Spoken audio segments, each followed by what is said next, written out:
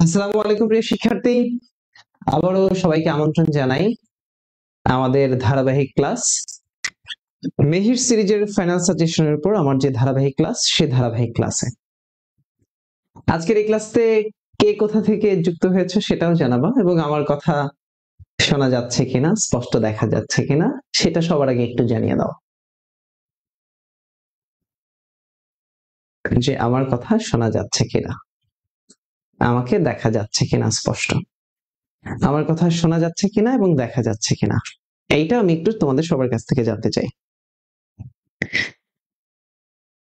আমরা প্রতিনিয়ত ধারাবাহিকভাবে ক্লাস শুরু করছিলাম, আজকেও তারই ধারাবাহিক ক্লাস মেহিজিকে ফাইনাল সাজেশনের উপরে। আজকে আমাদের সেকেন্ড ক্লাস। আজকের ক্লাসে আমরা আলোচনা করব পৃষ্ঠা 6 থেকে 10 পর্যন্ত বা তারও বেশি। আমরা গত ক্লাসে পৃষ্ঠা 1 থেকে 5 পর্যন্ত আলোচনা করেছি। সবাই 1 মিনিটে ঝটপট সবাই ক্লাসটা একটু শেয়ার করে দাও, সবাই ঝটপট ক্লাসটা শেয়ার করো। আমি তোমার কাছে তাহসিন নুবা আছো, আমরা সব আমি জাস্ট তোমার কাছে চাই যে তুমি ক্লাসটা শেয়ার করে রাখো, তোমার টাইমলাইনে শেয়ার করে রাখো, তোমার টাইমলাইনে তুমি ক্লাসটা শেয়ার করে রাখো। ওকে, আমাদের সাথে মুজাহিদ হাসান যুক্ত হয়েছে, ফার্সি যুক্ত হয়েছে আমাদের সাথে, সালমান ফার্সি জান্নাতুল ফেরদৌস রংপুর থেকে যুক্ত হয়েছে, মিহি তাসনিম যুক্ত হয়েছে, অল ক্লিয়ার বলছো, all clear, thank you so much Mihi, all clear বলেছো। আমরা রাখি যুক্ত হয়েছে আমাদের সাথে, প্রেমা আছো, ফারজানা খাতুন যুক্ত হয়েছ, ঋতু পারভিন আছো, গনি আছো রংপুর, আবু সাইদ চত্বর থেকে যুক্ত হয়েছ, মুহিদ হাসান আছো, thank you so much, thank you so much. সবাইকে আরো একবার বলবো ক্লাসটা শেয়ার করে রাখো। আচ্ছা, আমরা গতকালকের ক্লাসে যা আলোচনা করেছিলাম এট এ গ্লান্স সেই জিনিসগুলো একবার একটু বলার চেষ্টা করব। আমাদের গতকালকের ক্লাসে এট এ গ্লান্স আমরা যা আলোচনা করেছি, আমি জানি না তোমরা বাসায় পড়েছো কিনা, তোমরা যদি পড়ে থাকো তাহলে এই জিনিসগুলো আরেকবার খেয়াল করো। বিভিন্ন পদের প্রধান, ডাকসু নির্বাচন, চাকসু নির্বাচন, রাকসু নির্বাচন, জাকসু নির্বাচন, জুলাই গণ অভ্যুত্থান, সেই জুলাই গণ অভ্যুত্থানের সাথে জড়িত সরকারের ঘোষিত নতুন দিবস, জুলাই স্মৃতিস্তম্ভ, জুলাই সনদ, আমরা আলোচনা করেছি জুলাই ঘোষণা পত্র, জুলাই স্মৃতি উদযাপন অনুষ্ঠান, আমরা আন্তর্জাতিক অপরাধ ট্রাইব্যুনাল আলোচনা করেছি। এই জুলাইয়ের সাথে জড়িত জিনিসগুলো আমরা আলোচনা করেছি অন্তর্বর্তীকালীন সরকার, রাষ্ট্র সংস্কার কমিশন, জাতীয় ঐক্যমত কমিশন। আমরা আলোচনা করেছিলাম, বলেছিলাম ডক্টর মোহাম্মদ ইউনূস নিয়ে তোমরা যতটুকু পড়তে পারো ভালো করে পড়বা। ডক্টর ইউনূস অর্থাৎ 1 থেকে 5 পৃষ্ঠা ডক্টর ইউনূস এবং গ্রামীণ ব্যাংক নিয়ে আলোচনা পর্যন্ত হয়েছিল। এই পর্যন্ত হচ্ছে আমাদের আলোচনা। আমরা আজকে 5 পৃষ্ঠার বাংলাদেশ ইনভেস্টমেন্ট সামিট 2025 থেকে আলোচনা করব। বাংলাদেশ ইনভেস্টমেন্ট সামিট 2025, প্রায় আমাদের সাথে 250 শিক্ষার্থীরা যুক্ত হয়েছে। বাংলাদেশ ইনভেস্টমেন্ট সামিট, ওকে। নিউ বুকটা কে কিনছেন? আচ্ছা, জিজ্ঞেস করছে বাংলাদেশ ইনভেস্টমেন্ট সামিট। এই জায়গা থেকে বাংলাদেশ ইনভেস্টমেন্ট সামিটে তুমি 3টা স্টার দাও। সবার আগে তোমার কাজ হচ্ছে স্টার দেয়া। বাংলাদেশ ইনভেস্টমেন্ট সামিটে তুমি 3টা স্টার দাও। খেয়াল করো, 3 দিন ব্যাপী, ভাই কয় দিন হয়েছে? 3 দিন হয়েছে। 3 দিন ব্যাপী এই একটা আন্তর্জাতিক সম্মেলন, ভাই এটা আন্তর্জাতিক বিনিয়োগ সম্মেলন, ইন্টারন্যাশনাল ইনভেস্টমেন্ট, এটা ইনভেস্টমেন্ট সামিট, এটা আন্তর্জাতিক সম্মেলন। এই সম্মেলনটা অনুষ্ঠিত হয়েছে 7 থেকে 10 এপ্রিল 2025। কত তারিখ ভাই? 7 থেকে 10 এপ্রিল। তাহলে কমেন্টে লিখো কত তারিখ? 7 থেকে 10 তারিখ, কমেন্টে লিখবা। মেহেদী হাসান জিশান বলছে দিনাজপুর থেকে, আমাকে একটু বলো কত তারিখ? 7 থেকে 10 তারিখ। আচ্ছা, 7 থেকে 10 তারিখ, 10 এপ্রিল 2025 হয়েছে, কমেন্টে লিখবা কত? 7 থেকে 10। কয়দিন ব্যাপী? 3 দিন ব্যাপী। কয়দিন ব্যাপী ভাই? 3 দিন ব্যাপী। এটা কি অনুষ্ঠান? এটা কি আয়োজন? ইন্টারন্যাশনাল ইনভেস্টমেন্ট সামিট, আন্তর্জাতিক ইনভেস্টমেন্ট সামিট এটা। আচ্ছা, এটা হয়েছে কোথায়? হোটেল ইন্টারকন্টিনেন্টাল, হোটেল শেরাটন যেটাকে আমরা বলি। ইন্টারকন্টিনেন্টাল এবছরে খুবই আলোচিত হয়েছে। এই যে স্টারলিং প্রথম শুরু হয়েছে ইন্টারকন্টিনেন্টালে, রূপসী বাংলা থেকে আবার নাম পরিবর্তন করা হয়েছে ইন্টারকন্টিনেন্টাল। তাহলে এই ইন্টারকন্টিনেন্টালে আয়োজনটা হয়েছে। এটার ইনোগ্রেট করেছে, উদ্বোধন করেছে কে? ডক্টর মোহাম্মদ ইউনূস। কে করেছে? ডক্টর মোহাম্মদ ইউনূস। 3 দিন ব্যাপী একটা অনুষ্ঠান, 7 থেকে 10 এপ্রিল হোটেল ইন্টারকন্টিনেন্টালে হয়েছে, আন্তর্জাতিক একটা সামিট এটা। ওকে, কে উদ্বোধন করলো? ডক্টর মোহাম্মদ ইউনূস করেছে। কে? ডক্টর মোহাম্মদ ইউনূস। আসেন 40টা, আমি আবারও বলি 40টা দেশের 450 জন বিনিয়োগকারী, অর্থাৎ 40টা দেশ, 40 কান্ট্রিজ, 45 পার্টিসিপেন্টস ছিল। কি বললাম? বললাম 40টি দেশের 450 জন বিনিয়োগকারী, 40টি দেশের 450 জন বিনিয়োগকারী। আমার সাথে বলো কয়টা দেশ ছিল? 40টা। কয়টা দেশ? 40টা। বিনিয়োগকারী কয়টা ছিল? 450 জন বিনিয়োগকারী ছিল। তাহলে 3 দিন ব্যাপী অনুষ্ঠান সামিট হয়েছে, হোটেল ইন্টারকন্টিনেন্টালে হয়েছে, ঢাকাতে হয়েছে। উদ্বোধন করলেন কে? ডক্টর ইউনূস, অন্তর্বর্তীকালীন সরকারের উপদেষ্টা, প্রধান উপদেষ্টা ইউনূস করেছেন। আচ্ছা, কয়টা দেশ অংশগ্রহণ করেছে? 40টা দেশ। কতজন ব্যক্তি ছিল? 450 জন ব্যক্তি। কতজন ব্যক্তি ভাই? 450 জন ব্যক্তি। আসেন, এই অনুষ্ঠানের মধ্যে এক্সেলেন্স ইন ইনভেস্টমেন্ট একটা অ্যাওয়ার্ড, অ্যাওয়ার্ডটার নাম কি? Excellence in investment. বলো অ্যাওয়ার্ডের নাম কি? Excellence in investment award. এই অ্যাওয়ার্ড পাইছে 4টা প্রতিষ্ঠান। ভাই কমেন্টে লিখো অ্যাওয়ার্ডটার নাম কি? Excellence in investment award. Excellence in investment award 4টা প্রতিষ্ঠান পাইছে। কয়টা প্রতিষ্ঠান? 4টা। এই কয়টা প্রতিষ্ঠান? কমেন্টে লিখবা 4টা প্রতিষ্ঠান। সেই 4টা প্রতিষ্ঠানের নাম কি? ওয়ালটন, বিকাশ, স্কয়ার, ফেব্রিক্স। ওয়ালটন, বিকাশ, স্কয়ার, ফেব্রিক্স। ওয়ালটন, বিকাশ, স্কয়ার, ফেব্রিক্স। ওয়ালটন, বিকাশ, স্কয়ার, ফেব্রিক্স। কয়টা প্রতিষ্ঠান? 4টা। ক্যাটাগরি কি? Excellence in investment. Excellence in investment. তাহলে সামারি করি, মনোযোগ দিয়ে শোনো। 3 দিন ব্যাপী অনুষ্ঠান 7 থেকে 10 তারিখ হোটেল ইন্টারকন্টিনেন্টালে হয়েছে, 2025 সালে হয়েছে। উদ্বোধন করছে ডক্টর মোহাম্মদ ইউনূস করেছে। 40টা দেশ অংশগ্রহণ করলো, 450 জন বিনিয়োগকারী উপস্থিত ছিলেন। 450 জন বিনিয়োগকারী উপস্থিত ছিলেন।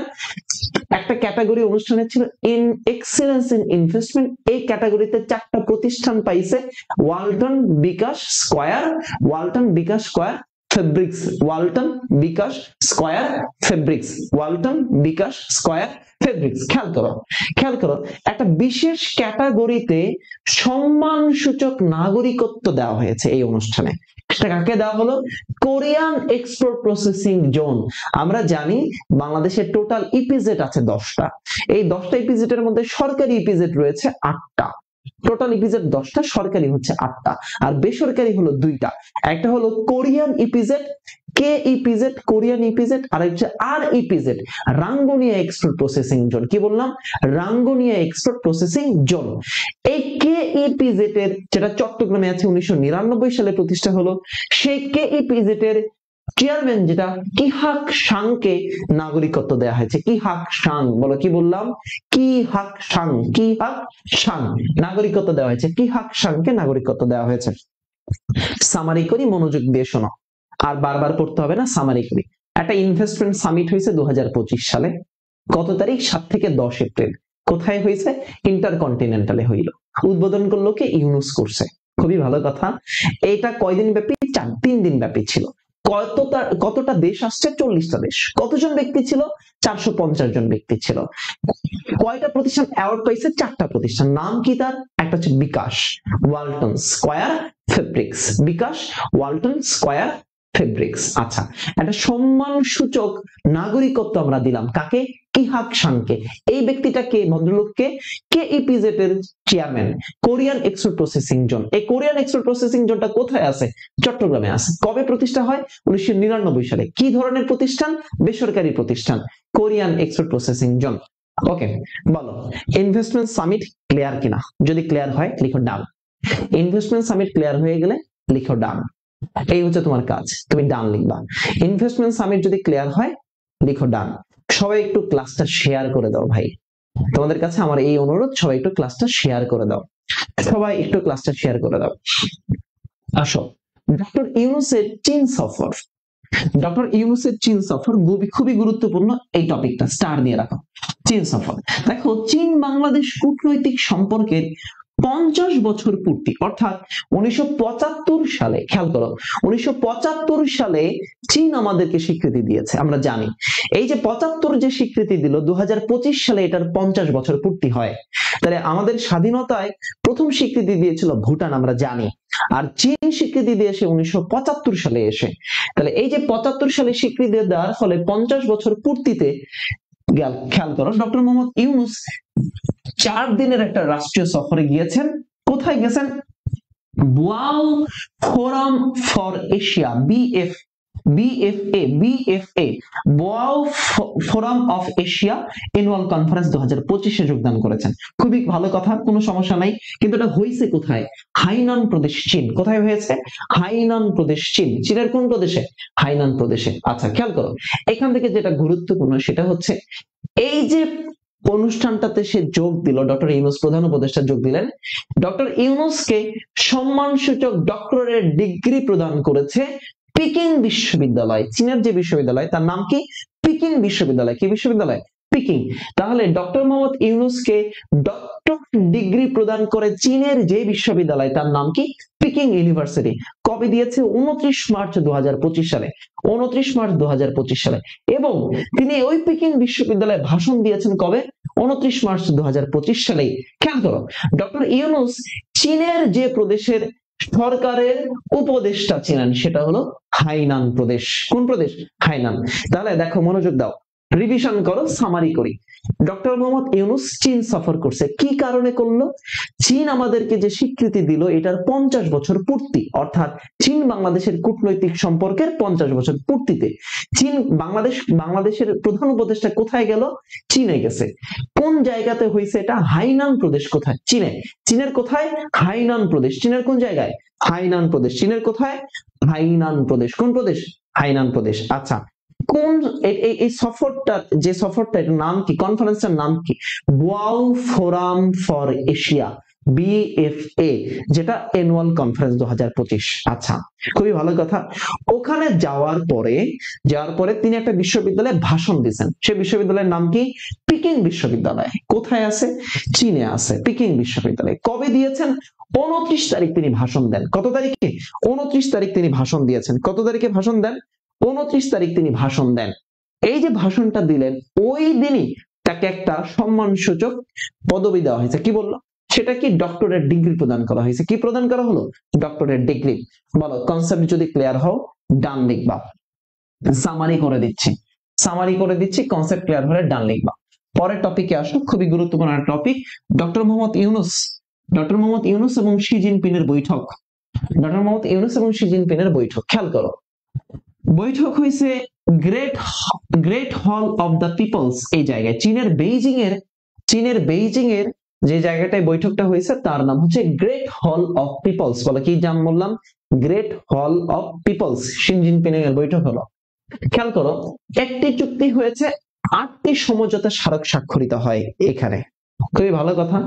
দেখি আমরা এর পরের টপিকে যাই, নিচের দিকে যাই।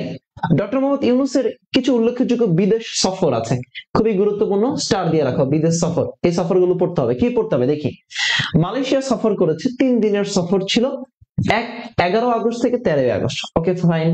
সে মালয়েশিয়ার প্রধানমন্ত্রী আনোয়ার ইব্রাহিমের সাথে বৈঠক করেছে। তাহলে মালয়েশিয়ার বর্তমান প্রধানমন্ত্রীর নাম কি? আনোয়ার ইব্রাহিম।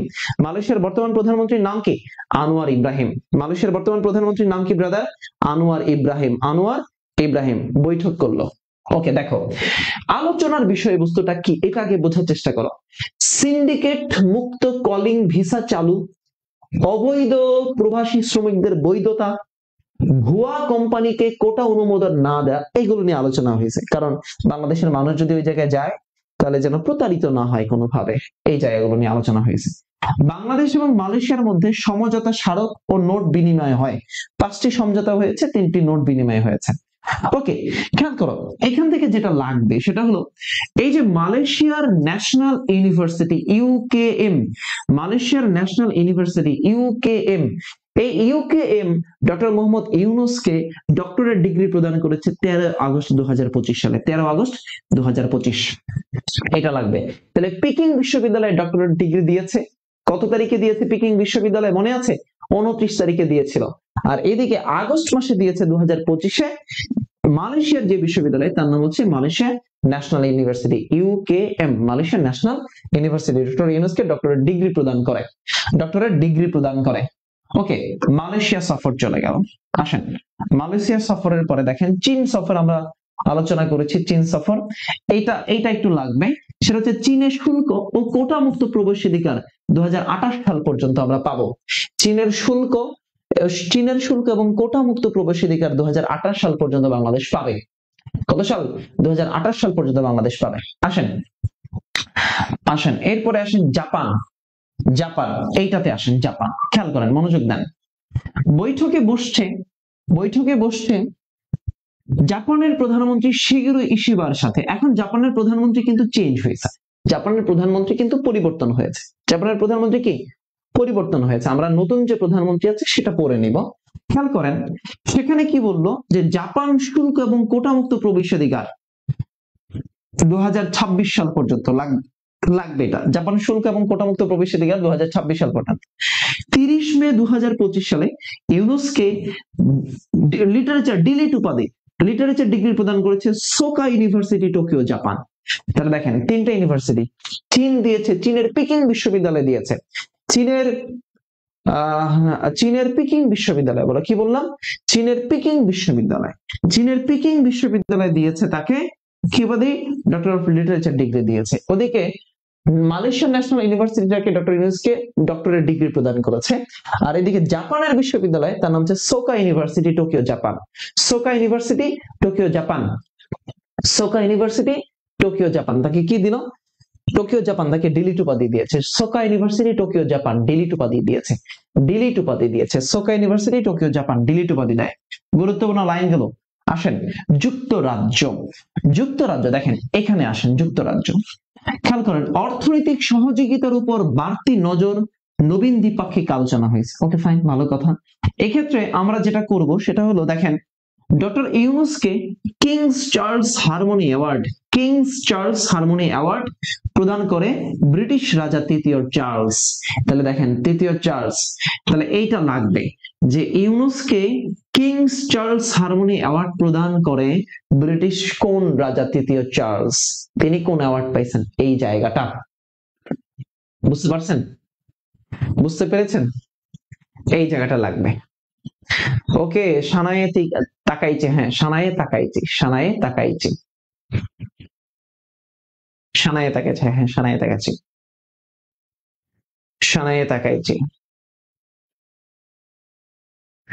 ওকে, তাহলে এই যে ডক্টর ইউনূসের বিদেশি সফর এবং তিনি যেই জায়গা থেকে যে বিশ্ববিদ্যালয়ে ভাষণ দিয়েছেন এবং যে বিশ্ববিদ্যালয়গুলোতে তাকে বিভিন্ন ডিগ্রি প্রদান করেছে, এই জায়গাটা ভালো করে পড়তে হবে, কোনো বিকল্প নাই। বলেন ডক্টর ইউনূসের চীন সফর, তাহলে আমি একবার একটু সামারি করি। পিকিং বিশ্ববিদ্যালয়ে তাকে কি বলছে? ডক্টরেট ডিগ্রি প্রদান করেছে। অপরদিকে মালয়েশিয়া ন্যাশনাল ইউনিভার্সিটি তাকে ডিগ্রি প্রদান করলো, ডক্টরেট ডিগ্রি প্রদান করলো। ওদিকে জাপানের সোকা ইউনিভার্সিটি ডিলিট উপাধি তাকে দিয়েছে। যুক্তরাজ্য থেকে সে কি উপাধি পেল? দেখেন কিংস চার্লস হারমোনি অ্যাওয়ার্ড পেল। ওকে, এই টপিক কনসেপ্ট ক্লিয়ার হয়েছে কিনা? দেখেন এরপরে একটা টপিক আছে, মধ্যপ্রাচ্যের দেশগুলোর সাথে বাংলাদেশের চুক্তি। আমরা এই জিনিসটা একটু আলোচনা করলাম। মধ্যপ্রাচ্যের দেশ হচ্ছে আমরা যেগুলো জানি, কাতার, কুয়েত, সৌদি, সংযুক্ত আরব আমিরাত, ইরান, ইরাক, ইয়েমেন, এই দেশগুলা। তাহলে এই যে কর্মী নিয়োগ নিয়ে বাংলাদেশ এবং সৌদি আরবের মধ্যে, বাংলাদেশ এবং কার মধ্যে? সৌদি আরবের মধ্যে চুক্তি স্বাক্ষরিত হয় 6 অক্টোবর 2025 সালে। কর্মী নিয়োগ নিয়ে বাংলাদেশ, সৌদি আরব। আমরা জানি যে বাংলাদেশ থেকে সবচেয়ে বেশি মানুষ যায়, মানব সম্পদ সবচেয়ে বেশি যায় কোথায়? সৌদি আরবে। সবচেয়ে বেশি নারী পুরুষ যায় কোথায়? সৌদি আরবে। বাংলাদেশ সবচেয়ে বেশি রেমিটেন্স পায় কোন জায়গা থেকে? সৌদি আরব থেকে সবচেয়ে বেশি রেমিটেন্স পায়, তাই না? দেখেন বিদেশে বাংলাদেশের সবচেয়ে বড় শ্রম বাজার হচ্ছে সৌদি আরব, অর্থাৎ সবচেয়ে বেশি মানুষ যায় সৌদি আরবে। বাংলাদেশ আনুষ্ঠানিকভাবে প্রথম সৌদি আরবে কর্মী নিয়োগ করে 1976 সাল থেকে। এক নজরে দেখে নেবেন, সৌদি আরবে মানুষ সবচেয়ে বেশি যায় নির্মাণ খাতে কাজ করার জন্য, কনস্ট্রাকশনে কাজ করার জন্য সবচেয়ে বেশি যায়। আসেন সেটা হলো এখানে একটা জিনিস লাগবে, সেটা হচ্ছে বাংলাদেশ এবং ইরাকের মধ্যে জনশক্তি খাতে সহযোগিতা বৃদ্ধি বিষয়ক সমঝোতা চুক্তি হয় 13 থেকে 14 অক্টোবর 2025 সালে। মধ্যপ্রাচ্যের আরেকটা দেশ হচ্ছে ইরাক। ইরাকের সাথে জনশক্তি খাতে চুক্তি হয়েছে কবে? 13 থেকে 14 অক্টোবর 2025 সালে। তাহলে দেখেন, সৌদি আরবের সাথে আমরা কর্মী নিয়োগের ক্ষেত্রে চুক্তি করলাম। আমরা জানি সৌদি আরবে সবচেয়ে বেশি মানুষ আমরা পাঠাই, সবচেয়ে বেশি রেমিটেন্স আমরা পাই সৌদি আরব থেকে। বাংলাদেশ এখন রেমিটেন্স প্রাপ্তিতে 8ম দেশ রেমিটেন্স প্রাপ্তিতে। আচ্ছা, সৌদি আরবে আমরা নিয়োগ করছি, এই কর্মী মানুষ যাচ্ছে 1976 সাল থেকে সৌদি আরবে মানুষ যায়। আচ্ছা, এবার আসেন ইরাকের সাথে জনশক্তি খাতে চুক্তি হয়েছে কবে? 13 থেকে 14 অক্টোবর 2025 সালে।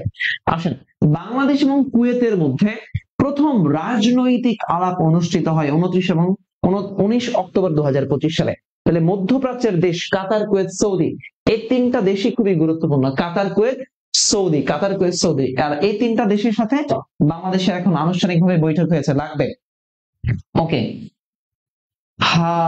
আসেন খেয়াল করেন, বাংলাদেশের 3 কনভেনশন অনুসমর্থন। আচ্ছা, এটা লাগবে, এটা একটু এক নজরে পড়ে ফেলবেন।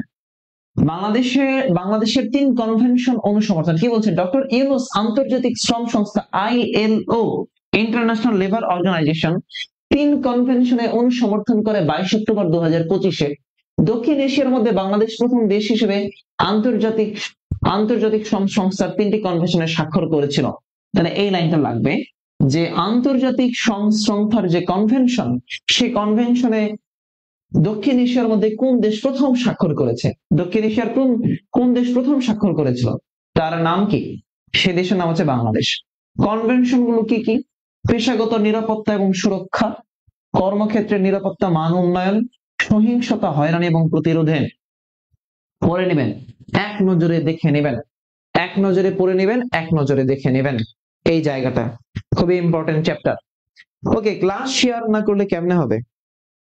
ক্লাস যদি শেয়ার না করেন তাহলে আসলে ক্লাস নিতে ভালো লাগে না। যারা আজকের এই ক্লাসটি করছেন, যেখান থেকে করছেন, যে পেজ থেকে করছেন, সবার কাছে আমার একটাই কথা, ভাই আপনি ক্লাস শেয়ার করে দেন, নিজের টাইমলাইনে শেয়ার করে রাখেন এবং প্রচুর কমেন্ট করতে হবে এবং ক্লাসে একটু রিয়্যাক্ট দেন, ক্লাসে রিয়্যাক্ট দেন, ক্লাসে একটু হাজিরা দেন, ক্লাসে রিয়্যাক্ট দেন ভাই। তাহলে আমি বুঝতে পারবো যে আপনি আমার ক্লাস আসলে করেন। ক্লাসে রিয়্যাক্ট করেন। ওকে, সবাই একসাথে একটু বলেন তো ক্লিয়ার যতটুকু আলোচনা করলাম? কমেন্টে বলেন তো যা যা আলোচনা করলাম। ভাই যা আলোচনা করছি এর উপরে এর থেকে আর গুরুত্বপূর্ণ জিনিস হয় না, এগুলোই হচ্ছে সবচেয়ে গুরুত্বপূর্ণ। আপনি আমার সাথে একটু বলেন যা আলোচনা করলাম কনসেপ্ট ক্লিয়ার কিনা, যা আলোচনা করলাম কনসেপ্ট ক্লিয়ার হয়েছেন কিনা। সবাই লিখেন ক্লিয়ার। আচ্ছা, আপনারা যারা ফাইনাল সাজেশন সংগ্রহ করেছেন তারা ফাইনাল সাজেশন নিয়ে বসেন, তাহলে আপনার জন্য ক্লাস করতে অনেক সহজ হবে।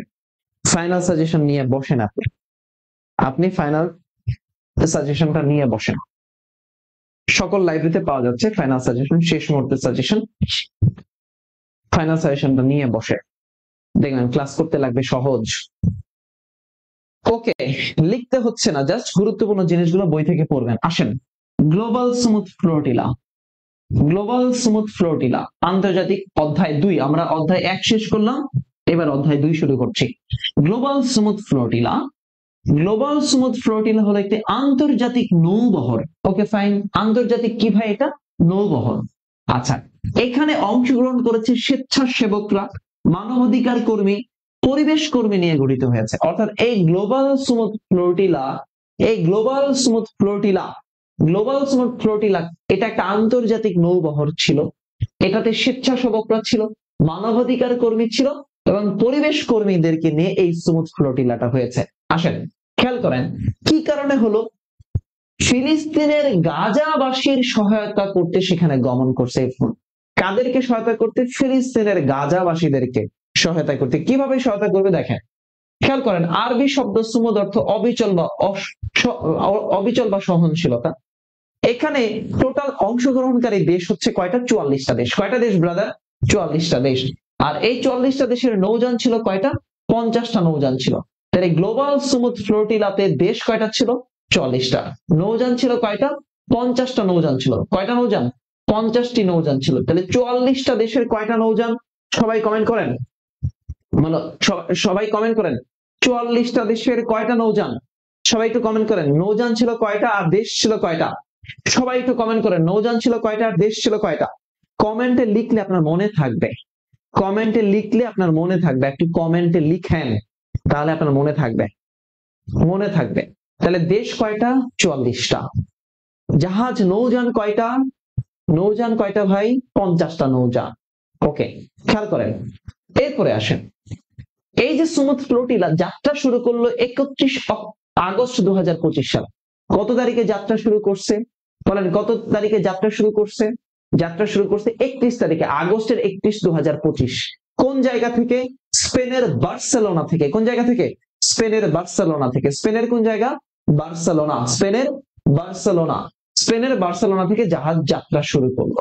তাহলে গ্লোবাল সুমুদ ফ্লোটিলা এটা স্বেচ্ছাসেবক, মানবাধিকার কর্মী, পরিবেশ কর্মীদেরকে নিয়ে একটা নৌযান, যে নৌযানের মধ্যে গাজাবাসীদেরকে আমরা ত্রাণ সহায়তা করতে চাই, এই জন্য আমরা গেলাম সুমুদ ফ্লোটিলাতে। কয়টা দেশ ছিল? দেশ ছিল 44টা। নৌযান ছিল কয়টা? 50টা নৌযান। যাত্রা কবে শুরু করলো? 31 আগস্ট 2025-এ। কোন জায়গা থেকে? স্পেনের বার্সেলোনা থেকে। স্পেনের কোন জায়গা? বার্সেলোনা থেকে। খেয়াল করেন, এই যে গ্লোবাল সুমুদ ফ্লোটিলাটা আছে, এটার নেতৃত্ব দিয়েছে সুইডেনের অধিকার কর্মী ও পরিবেশ কর্মী গ্রেটা থুনবার্গ। গ্রেটা থুনবার্গ কে? Greta Thunberg. তাহলে সুইডেনের পরিবেশ কন্যার নাম কি? Greta Thunberg. আমরা গ্রেটা থুনবার্গকে আগেও আলোচনায় দেখেছি যে Friday for futures, Friday for future অর্থাৎ শুক্রবারে করে যে গাছ লাগানোর যে আন্দোলনটা হয়েছিল সেটা কিন্তু নেতৃত্ব দিয়েছিল এই গ্রেটা থুনবার্গ। আসেন খেয়াল করেন, খেয়াল করেন, আমরা যে জিনিসটা একটু করতে চাই সেটা হচ্ছে যে, সেটা কি যে ইসরায়েলি বাহিনী 41টি নৌযানকে আটক করছে 1 থেকে 2 অক্টোবর 2025 সালে। একটু জাস্ট দেখে রাখেন, 1 থেকে 2 অক্টোবর 2025 সালে। আচ্ছা, এইটা একটু লাগবে। পোল্যান্ডের পতাকাবাহী দ্য মেরিনেট জাহাজ, পোল্যান্ডের পতাকাবাহী, পোল্যান্ডের পতাকাবাহী দ্য মেরিনেট জাহাজ যেটা, নৌযান যেটা, এটা নিয়ন্ত্রণ নেয় ইসরায়েলি বাহিনী 3 অক্টোবর 2025 সালে। তাহলে মেরিনেট যে জাহাজটা, এটা কোন দেশের? পোল্যান্ডের পতাকাবাহী জাহাজ ছিল। পোল্যান্ডের পতাকাবাহী জাহাজ। খেয়াল করেন, বাংলাদেশ থেকে যে ব্যক্তিটা অংশগ্রহণ করেছিল তার নাম হচ্ছে আলোকচিত্রী শহীদুল আলম। খুবই রিনাউন্ড একটা ব্যক্তি, শহীদুল আলম। তাহলে বাংলাদেশ থেকে অংশগ্রহণকারী ব্যক্তির নাম কি? শহীদুল আলম, আলোকচিত্রী শহীদুল আলম। খেয়াল করেন, শহীদুল আলম যে জাহাজে ছিলেন তার নাম হচ্ছে কনসেন্স। যে জাহাজে ছিলেন তার নাম কি? কনসেন্স। জাহাজের নাম হচ্ছে কনসেন্স। ইসরায়েলি বাহিনী শহীদুল আলমকে ধরে নিয়ে যায় 7 অক্টোবর 2025 সালে। ধরে নিয়ে গিয়েছিল, পরে তো ফেরত দিল, আমরা দেখলাম। আচ্ছা, এখানে আরেকটা জিনিস আমরা রাখি, খেয়াল করেন, প্রবাসী বাংলাদেশি রুহি আক্তার তিউনিসিয়ার গামার্থ বন্দর, এটা একটু পড়ে রাখেন যে গামার্থ বন্দর কোথায় আছে। তিউনিসিয়াতে পরীক্ষা দিতে পারে। গামার্থ বন্দর কোথায়? গামার্থ বন্দর রয়েছে কোথায়? তিউনিসিয়াতে। গামার্থ বন্দর কোথায়? তিউনিসিয়া। তাহলে গামার্থ বন্দর কোথায় আছে? তিউনিসিয়াতে। সেখান থেকে যাত্রা করছিল। তাহলে এটা পরীক্ষা দিয়ে দিতে পারে। গামার্থ বন্দর কোথায়? শহীদুল আলম কোন জাহাজে গিয়েছিলেন? বাংলাদেশের আলোকচিত্রী কে গিয়েছিলেন? এভাবে প্রশ্ন হতে পারে। আচ্ছা, রুহির সংস্থাটির পূর্ব নাম, ওই রুহির যে সংস্থাটা আছে, RBB, refugee biryani and bananas. Refugee biryani and bananas. Refugee biryani and bananas লিখে রাখেন। তাহলে গ্লোবাল সুমুদ ফ্লোটিলা নিয়ে একবার এট এ গ্লান্স একটু দেখি। Sumud flotilla, global Sumud flotilla. এই গ্লোবাল সুমুদ ফ্লোটিলা আরবি শব্দ অর্থ হচ্ছে অবিচল। বলো, কি বললাম? আরবি অর্থ অবিচল বা সহনশীলতা। 44টা দেশ গিয়েছে, 50টা নৌযান ছিল। আচ্ছা, খেয়াল করেন, মালয়েশিয়া সহ 8টি দেশের জনগণের নেতৃত্ব বহর ছিল সুমুদ নুসান্তারা। যাত্রা শুরু করলো স্পেনের বার্সেলোনা থেকে 31 আগস্ট। কোন আগস্ট? 31 আগস্ট যাত্রা শুরু করলো। নেতৃত্ব দিয়েছিল কি? পরিবেশ কন্যা গ্রেটা থুনবার্গ। Greta Thunberg.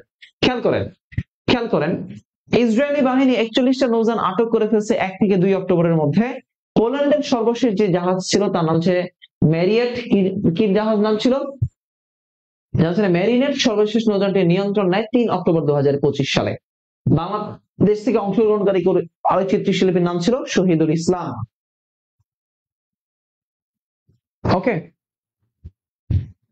ওকে ওকে বলেন, ওকে ওকে বলেন, clear. Global smooth flotilla, global smooth flotilla. Sir আপনাদের পেজে মেসেজ দেওয়া যায় না, আমি মিহি থেকে ফাইন্যান্সিয়াল নিবন্ধন কেমন অর্ডার? রকমারিতে পাবো ভাইয়া, রকমারিতে। ওকে বলেন, ওকে ক্লিয়ার কিনা? ওকে ওকে ক্লিয়ার কিনা? ক্লিয়ার? সবাই একটু আমাকে বলেন concept clear, global smooth flotilla clear. ভাই তাড়াহুড়ার কিচ্ছু নাই, আমি সব পড়ায় শেষ করে দেব ইনশাআল্লাহ। যারা তোমরা ঢাকা বিশ্ববিদ্যালয় সহ যে কোনো বিশ্ববিদ্যালয়ে চাকরিতে পরীক্ষা দিবা ভাই, ফাইন্যান্সিয়াল করবা। আর যারা বিউপিতে পরীক্ষা দিবা, তারপর হচ্ছে জাহাঙ্গীরনগরে পরীক্ষা দিবা, তোমাদের কোশ্চেন গুলো ইংলিশ ভার্সনে হবে। ব্যাংক জবে এনএসআই ইংলিশ ভার্সন, সেটার জন্য তুমি অদম্য পড়বা, অদম্য অদম্য অদম্য। আর এক হাতে suggestion, final suggestion, final suggestion, এই দুইটা তোমার জন্য বেস্ট সলিউশন। আমি ক্লাস নিয়ে এক্সাম নিয়ে শেষ করাই দিব, আমি ক্লাস নিয়ে এক্সাম নিয়ে শেষ করাই দিব। চলো আসো আসো আসো। এই দেখো নিউ ইয়র্ক সিটির 111তম মেয়র, এই যে গতদিনও কিন্তু আলোচনায় আসছে, গতদিনও কিন্তু মেয়র আলোচনায় আসছে। খেয়াল করেছো কি গতদিনে যে মেয়র আলোচনায় আসছিল? দেখো খেয়াল করো, নির্বাচন হয়, এই মেয়র নির্বাচন হয় 4 নভেম্বর 2025 সালে। এই যে সাম্প্রতিক সময়ে 4 নভেম্বর 2025 সালে প্রথম মুসলিম মেয়র হিসেবে নির্বাচিত হয়েছেন জোহরান মামদানি। জোহরান মামদানি, জোহরান মামদানির প্রচারণা কিন্তু খুবই ইউনিক লেভেলের ছিল। তোমরা কি দেখেছো? জোহরান মামদানির প্রচারণা খুবই ইউনিক লেভেলের ছিল। ওকে, খুবই ইউনিক লেভেল। আচ্ছা দেখেন, জোহরান মামদানি বলো নাম কি? জোহরান মামদানি। কি দানি? মামদানি। মোমদানি থেকে মামদানি, তাহলে জোহরান মামদানি, জোহরান মামদানি, জোহরান মামদানি, জোহরান মামদানি। আচ্ছা, এই মামদানি ভারতীয় বংশোদ্ভূত, জন্ম কাম্পালা। এর জন্ম হচ্ছে উগান্ডার রাজধানী কাম্পালাতে। ওকে, মুসলিম ব্যক্তি, সে মুসলিম ব্যক্তি। আসেন, রাজনৈতিক দলের নাম হচ্ছে Democratic party. Democratic party. New ইয়র্কের বর্তমান প্রথম নারী গভর্নর ক্যাথি হোচুল।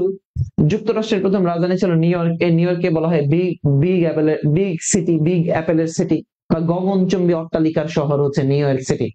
আচ্ছা, গতদিন দেখলাম যে ডোনাল্ড ট্রাম্পের পাশে জোহরান মামদানি দাঁড়িয়ে আছে এবং তাকে প্রশ্ন করা হয়েছে যে এই ডোনাল্ড ট্রাম্প কি ফ্যাসিস্ট কিনা।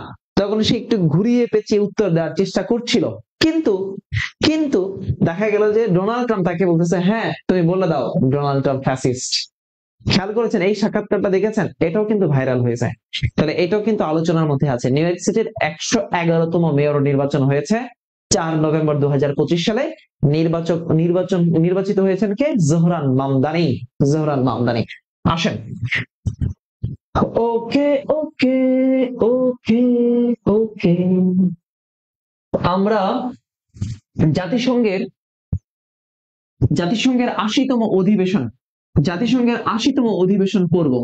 জাতিসংঘের কততম অধিবেশন হইল ভাই? 80তম। ভাই খাওয়াই দিচ্ছি, মির্জিকে ফাইনাল সাজেশন খাওয়াই দিচ্ছি আপনাদেরকে, এবং অদম্য খাওয়াই দিলাম। অদম্য তো খাওয়াই দিচ্ছি, ফাইনাল সাজেশনে খাওয়াই দিচ্ছি। ওকে, দুইটা বই আমি নিজ দায়িত্বে শেষ করাই দিব, জাস্ট আপনি সাথে রাখেন বই। বাংলা ভার্সনের জন্য মিহিরজিকে, আর বিউপির ইংলিশ ভার্সনের জন্য অদম্য, জাহাঙ্গীরনগরের জন্য অদম্য। বেস্ট ভাই, বেস্ট। যারা বই নিয়েছে তারা জানে যে দুইটাই ভার্সিটির জন্য, দুইটা বই চাকরির প্রত্যাশীদের জন্য। ওকে আসেন। ওকে, কি বলছে? ভালোভাবে একসাথে শান্তি, উন্নয়ন ও মানবাধিকারের জন্য 80 বছর এবং আরো বেশি। দেখছো, প্রতিপাদ্য হইলো এইটা, জেনে রাখো প্রতিপাদ্য। অধিবেশন শুরু হয়েছে 9 সেপ্টেম্বর 2025 সালে। অধিবেশন কবে? 9 সেপ্টেম্বর 2025। অধিবেশন কবে? 9 সেপ্টেম্বর 2025। 9 সেপ্টেম্বর 2025 বলো কবে? 9 সেপ্টেম্বর 2025। 9 সেপ্টেম্বর 2025 অধিবেশনটা হয়েছে। কততম অধিবেশন? 80তম অধিবেশন। কত? 80। কবে? 9 সেপ্টেম্বর 2025। মূল পর্ব শুরু হয় 23 থেকে 27 সেপ্টেম্বর 2025। খুবই ভালো কথা। অধিবেশনের অধিবেশনের মেয়াদ মেয়াদ হচ্ছে এই অধিবেশন মেয়াদ কবে 8 সেপ্টেম্বর 2026 পর্যন্ত হচ্ছে অধিবেশনের মেয়াদ। কোথায় অধিবেশনটা হইলো? নিউ ইয়র্ক যুক্তরাষ্ট্র। তাহলে সহজ করে পড়ো, কততম অধিবেশন? 80তম অধিবেশন। কোথায় হচ্ছে? নিউ ইয়র্কে হয়েছে। অধিবেশন শুরু কবে? 9 সেপ্টেম্বর 2025-এ। শেষ হবে কবে? 8 সেপ্টেম্বর 2026-এ। 25 সেপ্টেম্বরের 9-এর 25 আর শেষ হবে গিয়ে 26-এর 8। কবে? 9 সেপ্টেম্বর 25-এ শুরু আর শেষ হবে গিয়ে 26-এর 8-এ। কবে? 26-এর 8-এ শুরু হইলো। কোথায়? নিউ ইয়র্কে। কততম অধিবেশন? 80তম অধিবেশন। আসুন খেয়াল করেন, 9 সেপ্টেম্বর 2025 সালে সভাপতির দায়িত্ব পালন করেন, সভাপতির দায়িত্ব গ্রহণ করেন আনা লেনা বায়েরবোক, প্রাক্তন জার্মান পররাষ্ট্রমন্ত্রী। আনা লেনা আস্তে ধীরে পড়বা, নামগুলো কঠিন। আনা লেনা বায়েরবোক,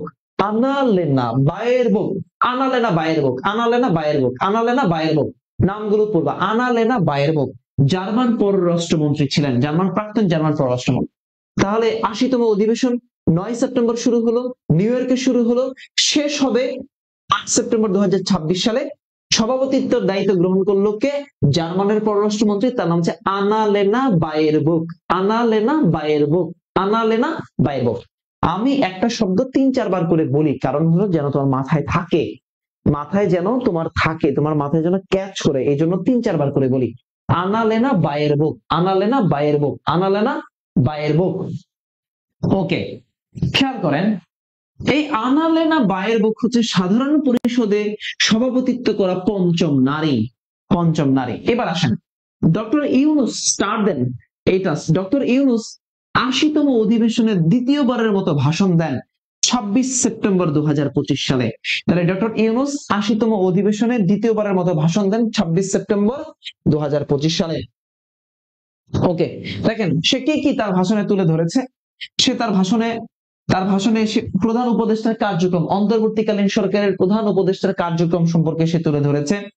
দেশের সামগ্রিক উন্নয়ন সে বলছে, নির্বাচন প্রস্তুতি সে বলেছে, বাংলাদেশের বিচার কার্যক্রম নিয়ে কথা বলছে, গাজার পরিস্থিতি এবং রোহিঙ্গা ইস্যু তুলে ধরেন। তাহলে এই 80তম অধিবেশনে তিনি কি বিষয়ে কথা বলছেন?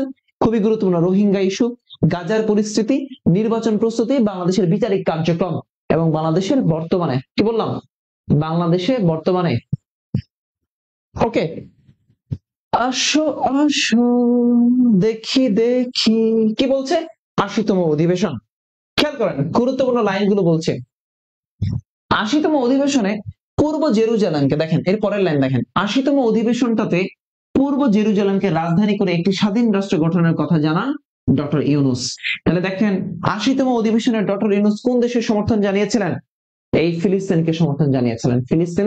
ফিলিস্তিনকে, হ্যাঁ, অধিবেশনে ফিলিস্তিন রাষ্ট্র গঠনের কথা জানান। ওকে, দেখেন এইখানে একটা জিনিস আছে। 22 সেপ্টেম্বর 2025-এ নিউ ইয়র্কে অনুষ্ঠিত ফেয়ার ওয়ার্ল্ড এর বার্ষিক গ্লোবাল এডুকেশন ডিনারে ডক্টর ইউনূসকে পুরস্কার প্রদান করা হয় আনলক বিগ চেঞ্জার অ্যাওয়ার্ড। এটা দাগ দিয়ে রাখেন, আনলক বিগ চেঞ্জার অ্যাওয়ার্ড। সামাজিক এবং অর্থনৈতিক উন্নয়ন অগ্রণী ভূমিকা পালন করছে, শিক্ষার প্রতি দীর্ঘদিনের অঙ্গীকারের জন্য। এটা দাগ দিয়ে রাখেন, আনলক বিগ চেঞ্জার অ্যাওয়ার্ড পাইছে 22 সেপ্টেম্বর 2025-এ। এই ভদ্রলোকে এত অ্যাওয়ার্ড পায়, তাহলে আনলক বিগ চেঞ্জার। তাহলে কি বললাম? সামাজিক এবং অর্থনৈতিক উন্নয়নে এবং শিক্ষার প্রতি দীর্ঘদিনের অঙ্গীকারের জন্য তিনি যেই অ্যাওয়ার্ডটা পাইছেন তার নাম হচ্ছে unlock big changer award. Unlock big changer. আচ্ছা,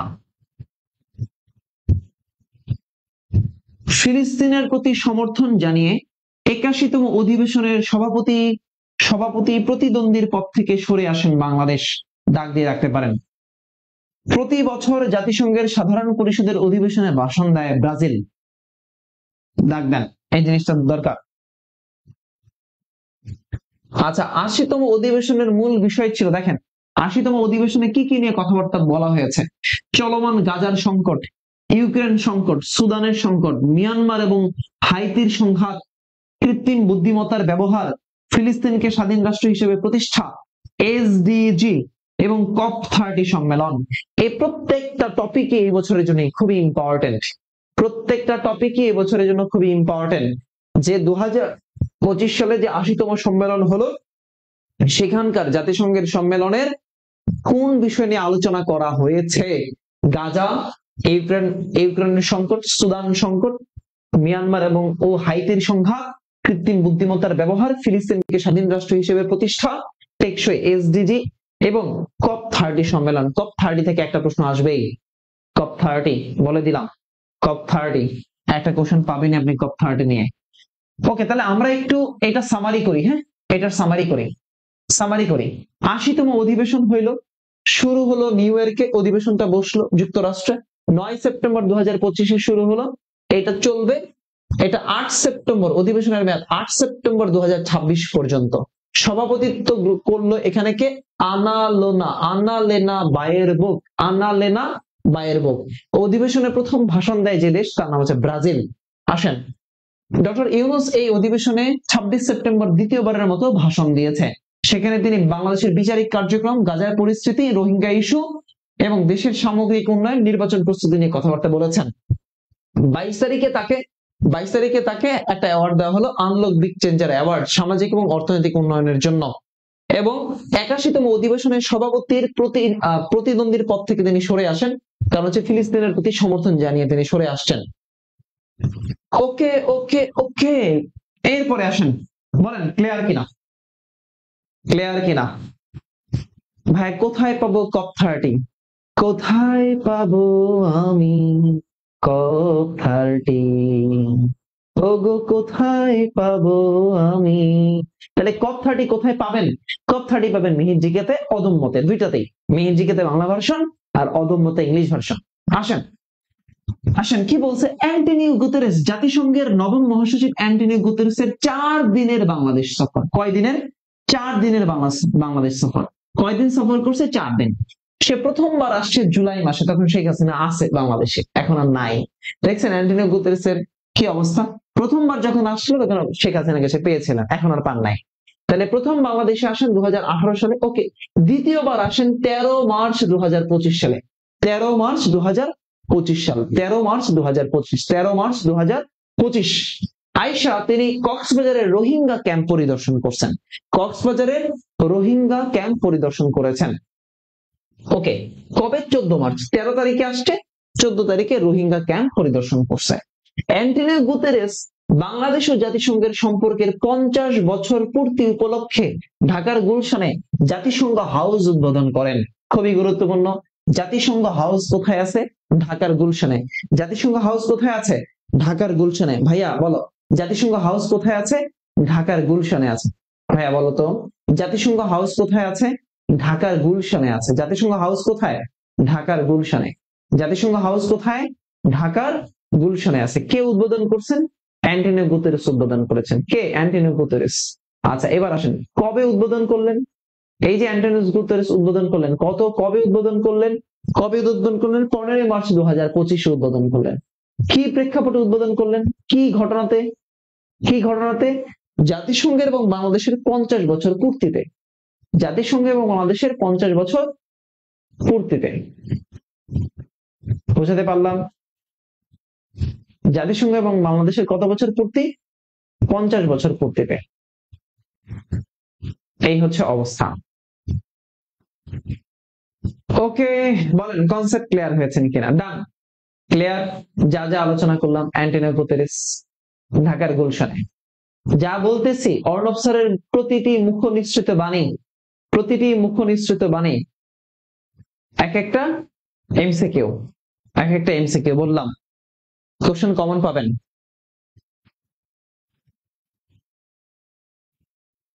ওকে, জান্নাতুল ফেরদৌস অর্পিতা আছেন, রুবাইয়া আরমিন নুজা গুলশানে, উম্মে কুলসুম আছেন। ওকে, থ্যাংক ইউ আপনাদের কমেন্ট দেখি। আসেন আমরা এবার কিছু এমসিকিউ সলভ করি। অ্যান্সার দেওয়া আছে তাও করি, আমার সাথে পড়েন, থাকুক না অ্যান্সার তো কি হয়েছে। কততম অধিবেশন হইল এবার? জাতিসংঘের 80তম অধিবেশন হল। নিউ ইয়র্ক সিটির প্রথম মুসলিম মেয়রকে? জোফরান মামদানি। গ্লোবাল সুমুদ ফ্লোটিলাতে কতটি দেশ অংশগ্রহণ করেছে? 44টা দেশ। ঢাকার কোথায় জাতিসংঘ হাউস? ঢাকার গুলশানে। গুলশান দাগাই দিয়া গিয়া আবার গুলিস্তান দাগাই দিয়েন না, গুলশান আর গুলিস্তান খুব কাছাকাছি, গুলশান দাগাতে গিয়ে গুলিস্তান দাগিয়ে দিয়েন না আবার ভুলে, তাহলে কিন্তু মাঠে মারা যাবেন, মাঠে মারা যাবেন। তাহলে আসেন আমরা আলোচনা করি, আলোচনা। ভাইয়া অদম্য বইটি কোথায় পাবো? অদম্য আপনি বাংলাদেশের যে কোনো লাইব্রেরিতে পাবেন, বাংলা বাজার থেকে শুরু করে বাংলাদেশের যে কোনো লাইব্রেরিতে পাবেন, 200 টাকা দাম। ভাইয়া মেহেরজিকে ফাইনাল সাজেশন এনাফ কিনা? হ্যাঁ, মেহেরজিকে ফাইনাল সাজেশন করলেই এনাফ, যে কোনো লাইব্রেরিতে পাওয়া যাবে, মূল্য হচ্ছে 220 টাকা। সংগ্রহ করেন, আমি আপনাদেরকে শেষ করাই দেবো ইনশাআল্লাহ, ইনশাআল্লাহ। চলেন চলেন চলেন চলেন আমরা আলোচনা করব অধ্যায় 3 বৈশ্বিক সংকট। ভাই শেষ করার দায়িত্ব আমার, আপনাকে পড়ায় শেষ করার দায়িত্ব আমার, প্যারা নিয়েন না। বৈশ্বিক সংকট, ফিলিস্তিন, হামাস এবং ইসরায়েলের সংকট। আসেন, এখান থেকে প্রশ্ন হয় না বললে ভুল হবে ভাই, প্রত্যেকবারই এই জায়গা থেকে প্রশ্ন হয়, প্রত্যেকবারই এই জায়গা থেকে প্রশ্ন হয়। স্যার এইভাবে ক্লাস নিয়ে কি ফুল বই শেষ করবেন? হ্যাঁ, বই কিনলে ফুল বই শেষ করাই দিব, আর বই না কিনা ক্লাসে আসলে শেষ হবে না, বই কিনে ক্লাসে আইসেন তাহলে শেষ হয়ে যাবে। পৃষ্ঠা নাম্বার 8, পেজ নাম্বার 8। আসেন দেখেন, বুঝেন। 7 অক্টোবর 2023-এ হামাস ইসরায়েলের রকেট হামলা, হামাস ইসরায়েলের রকেট হামলা চালায়। এই হামলাটার নাম হচ্ছে অপারেশন আল আকসা ফ্লাড। এইটাই পরীক্ষায় আসছে একবার, এটা পরীক্ষা আসছে কিন্তু একবার, যে 7 অক্টোবর 2023 সালে হামাস অপারেশন চালাইছে, ইসরায়েলে রকেট হামলা চালাইছে, তার নাম হচ্ছে অপারেশন আল আকসা ফ্লাড। 8 তারিখে হামাস নিয়ন্ত্রিত ফিলিস্তিনের গাজায় ইসরায়েল সর্বাত্মক যুদ্ধ ঘোষণা করে, যার নাম হচ্ছে অপারেশন আয়রন সোর্ড নামে পরিচিত। হামাস আগে করছে, এরপর ইসরায়েল আইসা আরেকটা অপারেশন করলো। দিনাজপুরের গ্রিন লাইব্রেরিতে পাবেন। হ্যাঁ, ওকে। আসেন এইবার আসেন, এগুলো ঘটনা, এই দুইটা ঘটনা কিন্তু পরীক্ষায় আগে আসছে। গাজা অঞ্চলের শরণার্থী শিবির খান ইউনুস, খুবই গুরুত্বপূর্ণ, যে লাইন বলবো এখান থেকে, যে লাইন বলবো সেই সবগুলাই ইম্পর্টেন্ট, সবগুলাই ইম্পর্টেন্ট। ওকে, খান ইউনুস, রাফা সীমান্ত, মাঘাজি, আল সাতি, জাবালি। তাহলে গাজা অঞ্চলের শরণার্থী শিবির কোন জায়গা? যে জায়গাগুলো গাজা অঞ্চলে, খান ইউনুস, রাফা সীমানা, মাঘাজি, আল সাতি ও জাবালি। আল সাতি এবং কি জাবালি, আল সাতি এবং জাবালি। তাহলে আমরা সবাই খান ইউনুস, রাফা সীমান্ত, মাঘাজি, আল সাতি এবং জাবালি, আল সাতি এবং কি জাবালি, আল সাতি এবং কি জাবালি, জাবালি। আসেন, আন্তর্জাতিক অপরাধ আদালত আইসিসি, ইন্টারন্যাশনাল ক্রিমিনাল কোর্ট, নেতানিয়াহুর বিরুদ্ধে গ্রেফতারি পরোয়ানা জারি করে 21 নভেম্বর 2024 সালে। আইসিসি, আন্তর্জাতিক অপরাধ আদালত, যেটা কোথায় আছে? সুইজারল্যান্ডের জেনেভাতে আছে, যেখানে বিচারকের মেয়াদ হচ্ছে 9 বছর, আর বিচারকের সংখ্যা হচ্ছে 18 জন, যার সভাপতির মেয়াদ হচ্ছে 3 বছর। আন্তর্জাতিক অপরাধ আদালত, সে আদালত নেতানিয়াহুর বিরুদ্ধে গ্রেফতারি পরোয়ানা জারি করে। আসেন,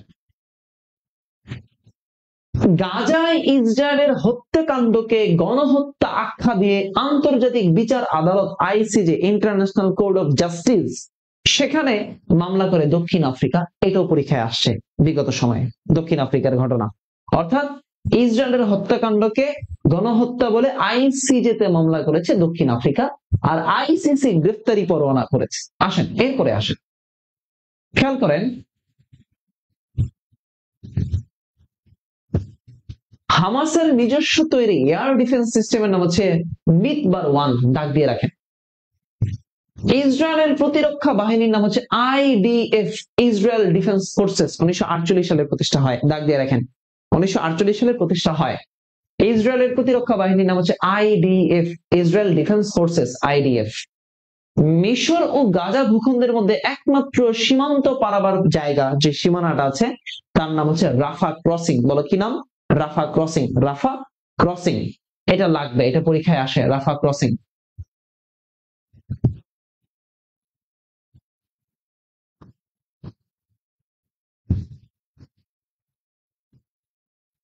আরব ইসরায়েলের তৃতীয় যুদ্ধের পরে গাজা ইসরায়েল দখল নেয়। এই গাজা ইসরায়েল দখল নেয় 1947 সালে। আপনারা মধ্যপ্রাচ্যের সংকটের মধ্য থেকে খেয়াল করেন, মধ্যপ্রাচ্যের সংকটের থেকে আপনি এই আরব ইসরায়েলের যে যুদ্ধ আছে, 4টা যুদ্ধ, সে আরব ইসরায়েলের 4টা যুদ্ধ ভালো করে পড়বেন। আরব ইসরায়েলের 4টা যুদ্ধ ভালো করে পড়বেন, তাহলে এই জায়গাটা কনসেপ্ট ক্লিয়ার হবে। আচ্ছা, ফিলিস্তিনকে জাতিসংঘের পূর্ণ সদস্যপদ দেওয়ার প্রস্তাব জাতিসংঘের সাধারণ পরিষদে পাশ হয় 10 মে 2024 সালে। দাগ দিয়ে রাখেন, পড়বেন, দাগ দিয়ে রাখেন, পড়বেন এই জায়গাটা। আমেরিকা মহাদেশের যে দেশে প্রথম ফিলিস্তিনের রাষ্ট্রদূত নিয়োগ দেয়, আমেরিকা মহাদেশের যে দেশে প্রথম ফিলিস্তিনের রাষ্ট্রদূত নিয়োগ দেয়, তার নাম হচ্ছে কলম্বিয়া। দাগ দিয়ে রাখেন, কলম্বিয়া। তাহলে দক্ষিণ আমেরিকাও কিন্তু আলোচিত হয়েছে এই বছরে। দাগ দিয়ে রাখেন। রাফা ক্রসিং এর কথা তো বললাম। হামাস ইসরায়েল যুদ্ধবিরতি চুক্তি লাগবে, খুবই গুরুত্বপূর্ণ আলোচনা লাগবে। আসেন পড়ি কি বলছে। গাজায় নৃশংস হত্যাকাণ্ড থামাতে গাজা শান্তি পরিকল্পনা ঘোষণা করেন ডোনাল্ড ট্রাম্প। দেখেন ডোনাল্ড ট্রাম্পের ভূমিকা খেয়াল করেন। তাহলে গাজায় হত্যাকাণ্ড থামাতে গাজা শান্তি পরিকল্পনা ঘোষণা করছে 29 সেপ্টেম্বর 2025 সালে। কত তারিখ? 29 সেপ্টেম্বর 2025 তারিখে। আচ্ছা, যুদ্ধ বিরতিতে চুক্তি স্বাক্ষরিত হয় 9 অক্টোবর 2025 সালে। অক্টোবর। মিশরের শারম আল শেখে, এটা একটা জায়গা লোহিত সাগরের তীরবর্তী একটা হচ্ছে মানে আবাসন জায়গা, কেন্দ্র, বিশ্রামা কেন্দ্র, যেখানে চুক্তিটা স্বাক্ষরিত হয়েছে। এটা আমরা এই মধ্যপ্রাচ্যের সংকট করাতে গিয়ে হামাস ইসরায়েলে মানে কি বলে ফিলিস্তিন ইসরায়েলের সংকট করাতে গিয়ে আমরা যে এই মধ্যপ্রাচ্যের সাথে ইসরায়েলের যে 4টা যুদ্ধ, সেই যুদ্ধ পড়াতে গিয়ে এটা আলোচনা করি যে এই শারম আল শেখ, পরীক্ষা এটা কয়েকবার আসছে যে শারম আল শেখের অবস্থান কোথায়, শারম আল শেখের অবস্থান কোথায়, এটা পরীক্ষা আসছে। ওকে, চুক্তি কার্যকর হয় 10 অক্টোবর 2025 সালে। দাগ দিয়ে রাখেন। পক্ষ ছিল ফিলিস্তিন এবং ইসরায়েল। লক্ষ্য ছিল যুদ্ধবিরতি এবং বন্দীদেরকে যারা তাদেরকে বিনিময় করা। মধ্যস্থতাকারী দেশ হচ্ছে 4টা: মিশর, কাতার, সংযুক্ত আরব আমিরাত এবং তুরস্ক। দাগ দিয়ে রাখেন। এই জায়গা থেকে প্রশ্ন কেন যেন মনে হচ্ছে চলে আসতে পারে, আমার কেন যেন মনে হচ্ছে এটা চলে আসতে পারে। হামাস ইসরায়েল যুদ্ধবিরতি চুক্তি হয়েছে 29 সেপ্টেম্বর 2025 সালে, আর চুক্তি স্বাক্ষরিত হয় 9 অক্টোবর, চুক্তি কার্যকর হয় 10 অক্টোবর। আর পক্ষ ছিল ফিলিস্তিন এবং ইসরায়েল। যুদ্ধ বিরতি এবং বন্দীদেরকে মুক্তি দেওয়া। আর মধ্যস্থতাকারী দেশ হচ্ছে 4টা: মিশর, কাতার, যুক্তরাষ্ট্র, তুরস্ক। যেখানে বসে চুক্তিটা হয়েছে তার জায়গাটা হচ্ছে শারম আল শেখ। শারম আল শেখ পড়বেন ভাই, এই জিনিসগুলো ভালো করে পড়বেন।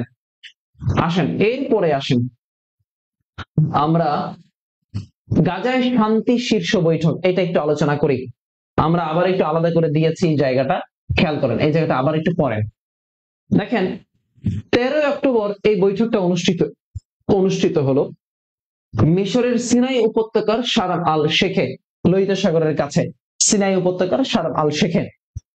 বৈঠকের অপর নাম হচ্ছে শারম আল শেখ শীর্ষ সম্মেলন, যেটা গাজা শান্তি বৈঠক। একটু আগে যেটা বললাম গাজা শান্তি বৈঠক, সেই গাজা শান্তি বৈঠকটার আরেকটা নাম কি? শারম আল শেখ শীর্ষ বৈঠক। 13 অক্টোবর হয়েছে মিশরের সিনাই উপত্যকার শারম আল শেখে। এখানে বৈঠকে অংশ নেয় বিশ্বের 30টি দেশের নেতা ও 4টা আন্তর্জাতিক সংস্থার প্রতিনিধিরা। খুবই ভালো কথা। সভাপতিত্ব করলো ট্রাম্প ও মিশরের president Abdel Fattah al CC. দাগ দিয়ে রাখেন। সভাপতিত্ব করেছে কে? ট্রাম্প এবং আবদেল ফাত্তাহ আল সিসি। ওকে, দেখেন কি বলছে, এটা নামটা কি হইলো? গাজার শান্তি সম্মেলনের পূর্ণাঙ্গ নামকরণ করা হয় Trump declaration for enduring peace and prosperity. দাগ দিয়ে রাখেন তো ভাই, এটা এই জায়গাটা Trump declaration for enduring peace and prosperity. দেখেন এখানে কি বলছে, মার্কিন প্রেসিডেন্ট ডোনাল্ড ট্রাম্প, মিশরের আবদেল ফাত্তাহ আল সিসি, কাতারের আমির Sheikh Tamim bin Hamad al Thani, তুরস্কের প্রেসিডেন্ট এরদোগান, তাদের মধ্যে এই গাজার চুক্তি স্বাক্ষরিত হয়েছে। ওই যে 4টা দেশের কথা বললাম, সেই 4টা দেশ দাগ দিয়ে রাখেন, পড়তে হবে এই জায়গাটা। তাহলে 13 তারিখে হইলো মিশরের সিনাই উপত্যকাতে হয়েছে। শারম আল শেখ, 30টা দেশের নেতারা ছিলেন, 4টি আন্তর্জাতিক সংস্থার প্রতিনিধিরা ছিলেন। এটার নাম হয়েছে Trump declaration for enduring peace and prosperity, সভাপতিত্ব করলো ট্রাম্প, মিশরের president Abdul Fattah al Sisi. Okay, এই কটা জিনিস ভালো করে পড়বেন। আইসিসি মানে কি? International criminal code. ICC international criminal code. আসেন এটা একটু দেখে রাখেন, এক নজরে এটা দেখবেন। গাজায় ফিলিস্তিনে মানে ফিলিস্তিনের গাজায় ইসরায়েলের অত্যাচারের প্রতিবাদ যে হয়েছিল গোটা পৃথিবীব্যাপী, সেটা একটু দেখবেন। ইরানের মদতপুষ্ট বিরোধী মুসলিম সংগঠন নাম দেখে রাখেন, হুতি কোন দেশের। যে হুতি হচ্ছে ইয়েমেনের, হুতি, হামাস, হিজবুল্লাহ দেখে রাখেন। এইটা লাগবে, এটাতে 3টা স্টার দিয়ে রাখেন, 9 স্টার দেন, 9 স্টার।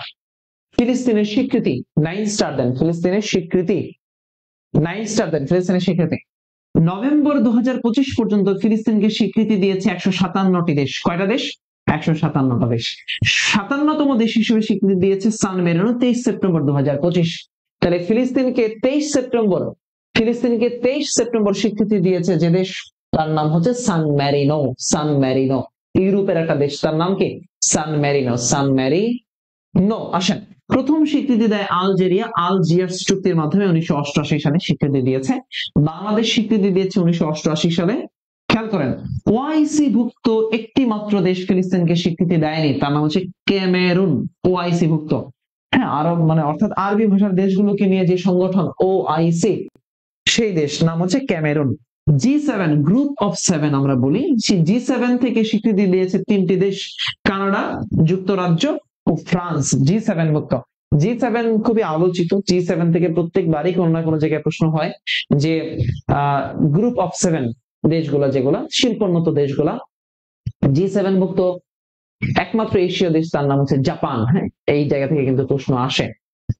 তাহলে G7 ভুক্ত স্বীকৃতি দানকারী দেশ হচ্ছে 3টা, কানাডা, যুক্তরাজ্য, ফ্রান্স। প্রথম দিয়েছে কানাডা। নিরাপত্তা পরিষদ, জাতিসংঘের যে নিরাপত্তা পরিষদ আছে, অর্থাৎ যাদের ভেটো পাওয়ার ক্ষমতা আছে, অর্থাৎ আমি মানি না, এই ভেটো পাওয়ার ক্ষমতা যে দেশগুলো, নিরাপত্তা পরিষদের স্থায়ী দেশ, যে জাতিসংঘের যে স্থায়ী সদস্য যে 5টা দেশ আছে, সেই 5টা দেশের মধ্যে 4টা দেশই স্বীকৃতি দিয়েছে। অর্থাৎ আমেরিকা স্বীকৃতি দেয় নাই, আমেরিকা দেয় নাই, কিন্তু বাকিগুলো দিয়েছে, যেমন রাশিয়া, চীন, ফ্রান্স, যুক্তরাজ্য। বাকি আমেরিকাটা দেয় নাই। তাহলে জাতিসংঘের স্থায়ী সদস্যদের মধ্য থেকে 4টা রাষ্ট্র স্বীকৃতি দিয়েছে। একটা হচ্ছে রাশিয়া, প্রথম দিয়েছে রাশিয়া, চায়না, ফ্রান্স, যুক্তরাজ্য। আর দেয় নাই কে? মার্কিন যুক্তরাষ্ট্র দেয় নাই। নিরাপত্তা পরিষদের স্থায়ী সদস্য থেকে 4টা দেশ স্বীকৃতি দিয়েছে। তাহলে একটু সামারি করি। প্রথম জাতিসংঘকে মানে ফিলিস্তিনকে প্রথম স্বীকৃতি দেয় হচ্ছে আলজেরিয়া, আলজিয়ার্স চুক্তির মাধ্যমে স্বীকৃতি দেয়। বাংলাদেশ স্বীকৃতি দেয় 1988 সালে। আচ্ছা, আর ওআইসি ভুক্ত দেশ স্বীকৃতি দেয়নি, তার নাম হচ্ছে ক্যামেরুন। G7 ভুক্ত 3টা দেশ স্বীকৃতি দিয়েছে, তার নাম হচ্ছে কানাডা, যুক্তরাজ্য, ফ্রান্স। নিরাপত্তা পরিষদের 4টা দেশ স্বীকৃতি দিয়েছে, একটা দেয় নাই, সেই একটার নাম হচ্ছে আমেরিকা।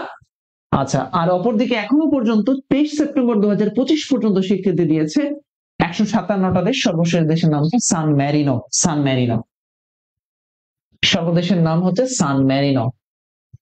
সান মেরিনো।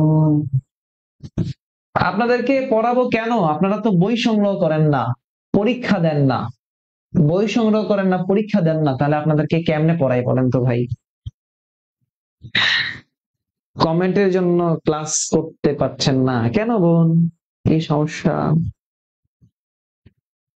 বই সংগ্রহ করলে তো ক্লাস নিতে ভালো লাগতো। বইও সংগ্রহ করেন না, ক্লাসও নেন মানে। এবং আপনাদেরকে বললাম যে একটু ক্লাসটা শেয়ার করে দেন, একটু অন্তত শেয়ার করা যায়, তাই না? একটু অন্তত শেয়ার তো করা যায়। শেয়ার করলে মনটা ভালো থাকে। সত্যি বলছি, শেয়ার করলে মন ভালো হয়ে যায়। স্যার ফাইনাল সাজেশন করলেই হবা, আর মিহির দিকে এখন পড়বা না, এখন শেষ মুহূর্ত। আচ্ছা ভাইয়া, তুমি যে কমেন্ট করছো, তোমার উদ্দেশ্যে বলছি, ফাইনাল সাজেশন করলেই হবে। আর হচ্ছে ফাইনাল সাজেশন ভালো করে পড়ে যাও শেষ মুহূর্তে, তাহলেই হবে। আর বিউপির জন্য আমরা ইংলিশ ভার্সনের অদম্যটা পড়ে যাব। অদম্যের কোনো বিকল্প নাই, অদম্যটার কোনো বিকল্প নাই। আপনি আপনার খাতার মধ্যে লিখে রাখেন যে ইংলিশ ভার্সনের অদম্য আপনি পড়বেন। এবং প্রায় 2000 প্রশ্ন দিয়েছি আমরা, মডেল টেস্ট দিয়েছি। অদম্যতে। প্রায় 40টা মডেল টেস্ট আছে, 2000 প্রশ্ন আছে। এছাড়াও সাম্প্রতিক আরো মডেল টেস্ট মানে সাম্প্রতিক প্রশ্ন অ্যাড করা আছে। খুবই আপডেট বই ইংলিশ ভার্সনে। ওকে, আচ্ছা ফাইনাল সেশনের ক্লাস চলবে ভাই, চলবে, চলতেই থাকবে। একটু আগে বইটা হাতে পেয়েছি। কোন বইটা পাইছেন আপু কুহেলি? আসেন তো আমরা একটু দেখি ইরান ইসরায়েলের যুদ্ধ, ওই যে 12 দিনের যুদ্ধ, সেই যুদ্ধের কথা বলছে। আসেন আমরা যুদ্ধ পড়ি, লাগবে, গুরুত্বপূর্ণ। পৃষ্ঠা 9, পৃষ্ঠা আলোচনা করছি 9। আসেন, সম্প্রতি ইসরায়েল ইসরায়েল ইরানে হামলা চালাইছে। 13 জুন 2025 সালে হামলা চালিয়েছে। তাহলে কে হামলা চালাইছে? হামলাটা চালাইলো কে ভাই? হামলা চালাইছে হচ্ছে ইসরায়েল। কোথায় চালাইছে? ইরানে চালাইছে। কবে চালাইলো? 13 জুন 2025 হামলা চালিয়েছে। ওকে, আসেন ইরানে, এবার আসেন মনোযোগ দেন। ইরানে ইসরায়েলের হামলার লক্ষ্যগুলা কি ছিল? কেন চালাইছে হামলাটা? কোথায়, কোন জায়গায় হামলা চালাইলো? ইরানের যে পারমাণবিক অবকাঠামো ছিল সেখানে, ব্যালিস্টিক ক্ষেপণাস্ত্রের কারখানায়, সামরিক সক্ষমতায় আঘাত করে। অর্থাৎ যে জায়গাগুলো ইরানের শক্তিশালী জায়গা, যেই জায়গাগুলোতে ইরান পারমাণবিক অস্ত্র রাখছে, কারখানা বানাচ্ছে, নিউক্লিয়ার পাওয়ার প্ল্যান্ট করছে, সেই জায়গাগুলোতে ইসরায়েল হামলা চালাইছে। তার মানে বুঝতে হবে ইসরায়েল কোনোভাবেই চায় না ইরান পারমাণবিক ভাবে আরো সক্ষমতা অর্জন করুক। এই কারণে তার ভয় এটা যে ইরান সক্ষমতা অর্জন করলে ইসরায়েলের উপর হামলা চলে কিনা, এই জন্য কোনো কারণ টারণ ছাড়াই হুট করে সে হামলা চালায়। দেখেন ইরানে ইসরায়েলের এই হামলাটাকে আমরা বলছি অপারেশন রাইজিং লায়ন। অর্থাৎ তাহলে ইসরায়েল যে হামলাটা চালাইলো, ইসরায়েল চালাইছে, এই হামলাটার নাম কি? Operation rising lion. কি নাম? Operation rising lion. অর্থাৎ ইসরায়েলের যে অপারেশন তার নাম হচ্ছে অপারেশন রাইজিং লায়ন। ইসরায়েলের যে অপারেশন তার নাম কি? Operation rising lion. কবে চালাইছে? 13 জুন 2025 চালাইছে। এইবার আসেন খেয়াল করেন, ইরান পাল্টা আক্রমণ চালাইবে এবার। তাহলে ইরান পাল্টা আক্রমণ চালাইছে 14 জুন 2025, তার পরের দিন ইরান এবার পাল্টা আক্রমণ করছে ইসরায়েলের কাছে। তাহলে ইসরায়েলে ইরানের যে হামলাটা ছিল, অর্থাৎ ইরান যেটা হামলাটা এবার পাল্টা করলো, সেটার নাম হচ্ছে operation true promise 3। Operation true promise 3, বলো অপারেশন ট্রু প্রমিস 3। ওকে, শোনেন এবার মনোযোগ দিয়ে শোনেন। তাহলে আমরা 13 তারিখের ঘটনাটা সামারি করি। 13 তারিখের ঘটনা সামারি করি, মনোযোগ দিয়ে শোনেন। 13 তারিখে ইসরায়েল একটা হামলা চালাইলো ইরানে। এই অপারেশনটার নাম হচ্ছে অপারেশন রাইজিং লায়ন। হামলাটা কোথায় গিয়ে পড়লো? ইরানের যে পারমাণবিক সক্ষমতার জায়গা, ইরানের যে পারমাণবিক সক্ষমতার জায়গা, সেই পারমাণবিক সক্ষমতার জায়গাগুলোতে এই অপারেশন সে চালাইছে। ওকে, এবার আসেন তার ঠিক পরের দিন ইরান এবার ইসরায়েলের উপর হামলা চালাইছে। এই যে ইরান যে হামলাটা চালালো, এই হামলাটার নাম হচ্ছে অপারেশন টু প্রমিস 3, 14 তারিখে চালাইলো। এবার আসেন খেয়াল করেন, ইরান ইসরায়েলে প্রথমবারের মতো হাইপারসোনিক ক্ষেপণাস্ত্র ফাত্তা নিক্ষেপ করে। তাহলে ফাত্তা কোন দেশের? ফাত্তা একটা ক্ষেপণাস্ত্র। বলো ফাত্তা কি বললাম ভাই? ফাত্তা হচ্ছে একটা ক্ষেপণাস্ত্রের নাম। ফাত্তা কিসের নাম? একটা ক্ষেপণাস্ত্রের নাম। এই ক্ষেপণাস্ত্রটা খেয়াল করেন, মনোযোগ দিয়ে শোনেন, মনোযোগ দিয়ে শোনেন। এই যে ক্ষেপণাস্ত্রটা, এই ক্ষেপণাস্ত্র ফাত্তা কোন দেশের ক্ষেপণাস্ত্র? ইরানের ক্ষেপণাস্ত্র। ফাত্তা কোন দেশের? ইরানের ক্ষেপণাস্ত্র। তাহলে এই যে ইরানের ক্ষেপণাস্ত্র, এই ফাত্তা ইসরায়েলে সে হামলাটা কবে চালাইলো? 16 জুন 2025। তাহলে ইসরায়েলের উপরে ইরান, ইসরায়েলের উপরে ইরান, আবার বলি মনোযোগ দিয়ে শোনেন, নাহলে কিন্তু প্যাচ লাইগা ফেলবে। খেয়াল করেন কি বললাম? আমি বললাম ইসরায়েলের উপরে ইরান যে হাইপারসোনিক ক্ষেপণাস্ত্র চালাইছে তার নামই হলো ফাত্তা। কবে চালাইছে? 16 জুন 2025। জুন মাসের কত তারিখ? 16 তারিখে। এই পর্যন্ত ক্লিয়ার? এই কোনো ভুল করা যাবে না। আপনারা এই অপারেশন গুলো ভুল করেন, অপারেশন ভুল করা যাবে না। একটু মনোযোগ দিয়ে অপারেশন গুলো পড়তে হবে, ভুল করা যাবে না। ওকে ভাই, ভাই ও বোনেরা, এরপরে আসেন ইরানের 3টি পারমাণবিক স্থাপনায়, এটা একটু গুরুত্বপূর্ণ। এই স্থাপনা থেকে 49 BCS এ পরীক্ষায় প্রশ্ন আসছে। সেটা হলো ফর্দ, নাতাঞ্জ এবং ইস্পাহান। ফর্দ, নাতাঞ্জ এবং কি ইস্পাহান। তাহলে ফর্দ নাতাঞ্জ আর এটা কি ইস্পাহান।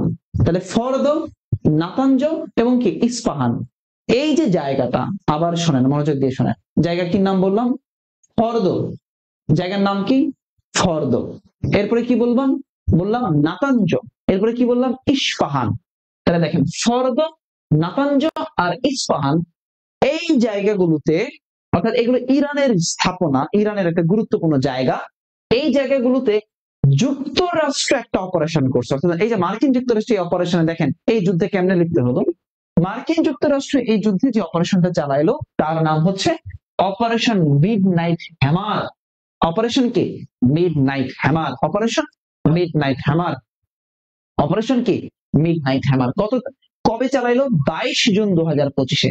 তাহলে মার্কিন যুক্তরাষ্ট্র আনুষ্ঠানিকভাবে ইরান ইসরায়েলের এই যুদ্ধে, মার্কিন যুক্তরাষ্ট্র আনুষ্ঠানিকভাবে ইরান ইসরায়েলের এই যুদ্ধে, ইরান ইসরায়েলের এই যুদ্ধে, ইরান ইসরায়েলের এই যুদ্ধে কবে যুক্ত হলো? কত তারিখে যুক্ত হলো? এই যে 22 জুন 2025-এ। তাহলে আমি একটু তারিখগুলো আবার বলি, মনোযোগ দিয়ে শোনেন ভাই, খুবই গুরুত্বপূর্ণ কথাবার্তা বলছি, মনোযোগ দিয়ে শোনেন। 13 তারিখে ইসরায়েল হামলা চালাইলো অপারেশন রাইজিং লায়ন ইরানের উপরে। 14 তারিখে আইসা, 14 তারিখে এসে ইরান পাল্টা আক্রমণ করলো ইসরায়েলকে, নাম দিল অপারেশন ট্রু প্রমিস 3। এবার আসেন, খেয়াল করেন, এরপরে ফাত্তা, এই ফাত্তা ইরান এবার ইসরায়েলের উপর ছুটছে 16 জুন 2025-এ। আসেন, ইরানের 3টি পারমাণবিক স্থাপনা হচ্ছে ফর্দ, নাতাঞ্জ, ইস্পাহান। ফর্দ, নাতাঞ্জ, ইস্পাহান। যুক্তরাষ্ট্র আনুষ্ঠানিকভাবে এই যুদ্ধে যোগ দিল কবে? 22 জুন 2025 সালে। কবে? 22 জুন 2025 সালে। 22 জুন 2025। এই অপারেশনটার নাম কি? Operation midnight hammer. অপারেশন কি? Midnight hammer. আমি আশা করি ভেঙে ভেঙে বুঝাইছি, খেয়াল করেন। এবার আসেন, যুক্তরাষ্ট্র যে জয়েন করলো সে কোন কোন অস্ত্র নিয়ে? দেখেন, সে দেখেন পারমাণবিক স্থাপনার মধ্যে বোমা হামলা চালাইছে B2 স্টিলথ বোমারো বিমান দিয়ে। এই বিমান দেখছেন? বিমানটা দেখতে সুন্দর কিন্তু খুবই খারাপ বিমান। তাহলে খেয়াল করেন, B2 স্টিলথ বোমারো বিমান। তাহলে B2 স্টিলথ, এটা একটা কিসের নাম? একটা বোমারো বিমানের নাম। B2 স্টিলথ, B2 স্টিলথ। বলো, কি বললাম? B2 স্টিলথ, B2 স্টিলথ। আপনারা ভাই ক্লাস শেয়ার করে দিবেন। দেখেন, আপনাদের কাছে আমার একটাই অনুরোধ, সেটা হচ্ছে যে ভাই ক্লাসটা যদি শেয়ার করে দেন, তাহলে আমার বিশ্বাস যে মানে অনেক শিক্ষার্থী আমাদের সাথে যুক্ত হবে। এটা আমার বিশ্বাস যে এত শিক্ষার্থী যুক্ত হচ্ছে। সবার কমেন্ট করার দরকার নাই আসলে। অনেক কমেন্ট করলে যে আমরা ভাবি যে ক্লাস অনেক ভালো হচ্ছে, বিষয়গুলো কিন্তু তা নয়। আসলে আমরা যেটা চাই, আমি ব্যক্তিগতভাবে যেটা চাই, সেটা হলো যে আপনি আমার কাছ থেকে পড়েন, শিখেন, এই জিনিসগুলো আপনি সলভ করে চলে যান বাসায়। ওকে? তো খেয়াল করেন, আমি আপনাকে এতটুকু বলি যে আমি সব সময়, এই যে একজন কমেন্ট করেছে, আমি একটা কবির আহমেদ কমেন্ট করেছে। কবির আহমেদ, গত বছর এই সময়ে এইভাবে অন্য ভাইয়ের দিকে ক্লাসগুলো করেছিলাম, আজ স্ক্রল করতে করতে চোখে পড়লো ক্লাসটা, আর স্মৃতিতে ভেসে উঠলো সেই কঠিন সময়টা, আজ আলহামদুলিল্লাহ পাবলিক ইয়ার। দেখেন, আমি কবিরকে সত্যি কথা বলতে, তার সাথে আমার কখনো দেখা হয় নাই, অনলাইনে ক্লাস করেছে। তো আমি চেষ্টা করি, আমরা চেষ্টা করি, মিহির সিরিজ, অদম্য সিরিজ সব সময় চেষ্টা করে শিক্ষার্থীদের পাশে থাকার জন্য। আপনারা আস্থা রাখেন মিহির সিরিজের উপর, আস্থা রাখেন অদম্য সিরিজের উপর, আস্থা রাখেন অদম্য ইংলিশ ভার্সন বইয়ের উপর, আস্থা রাখেন। মিহির সিরিজ পড়েন, অদম্য মিক্সড করে পড়েন, দেখবেন ইনশাআল্লাহ আপনি ভালো করতে পারবেন। এবং আপনাকে শেষ করার দায়িত্ব আমার, আমি দায়িত্ব নিলাম। এক্সাম নেওয়ার দায়িত্ব আমার, আমি নিলাম। আল্লাহ ভরসা। হ্যাঁ, আসেন আমরা আরো কয়েকটা জিনিস পড়তে চাই। সেটা কি? খেয়াল করেন, দেখেন, ইরান পবিত্র কোড ইয়া আব্বা আব্দুল্লাহ আল হুসাইন ব্যবহার করে, আচ্ছা একটা হোয়াটএভার, ইরান একটা কোড ব্যবহার করে কাতারে মার্কিন সামরিক আল উদেই বিমান ঘাঁটিতে ক্ষেপণাস্ত্র হামলা চালায়। দেখেন, আমেরিকা যখন এই যুদ্ধে জয়েন করলো এই যুদ্ধটাতে, তখন ইরান স্বাভাবিকই আমেরিকাতে আক্রমণ চালাবে, আমেরিকার কোনো কিছুতে আক্রমণ চালাবে। তাহলে সে আমেরিকাতে কোথায় আক্রমণ চালাইছে? কাতারে তার যে সামরিক ঘাঁটি আছে, সেই সামরিক ঘাঁটির নাম হচ্ছে আল উদেই। আল উদেইদ সামরিক ঘাঁটি, সাজিদ খান ইউসিসি গাইবান্ধা থেকে। আল উদেইদ, আল উদেইদ, বলো আল উদেইদ, আল উদেইদ। সেখানে অপারেশন চালাইছে, অপারেশন গ্ল্যাড ট্রেডিং ভিক্টোরি 23 তারিখে, operation glad trading victory, glad trading victory. আসেন লাগবে এরপরে কি কি। ইরান ও ইসরায়েলের যুদ্ধ বিরতিতে মধ্যস্থতা করে আমেরিকার ডোনাল্ড ট্রাম্প 24 জুন 2025-এ। এই জন্য ডোনাল্ড ট্রাম্প শান্তিতে নোবেল পুরস্কারের জন্য মনোনীত হয়েছিলেন তিনি। আচ্ছা যাই হোক, ডোনাল্ড ট্রাম্প এই যুদ্ধকে 12-ডে ওয়ার বলেছেন। ওকে, আমরা এই কয়টা জিনিস দেখলাম। এরপরে নিচে কিছু জিনিস আছে, এই জিনিসগুলো একটু পড়বেন, যেমন আমি একটু বলি সেগুলো কি।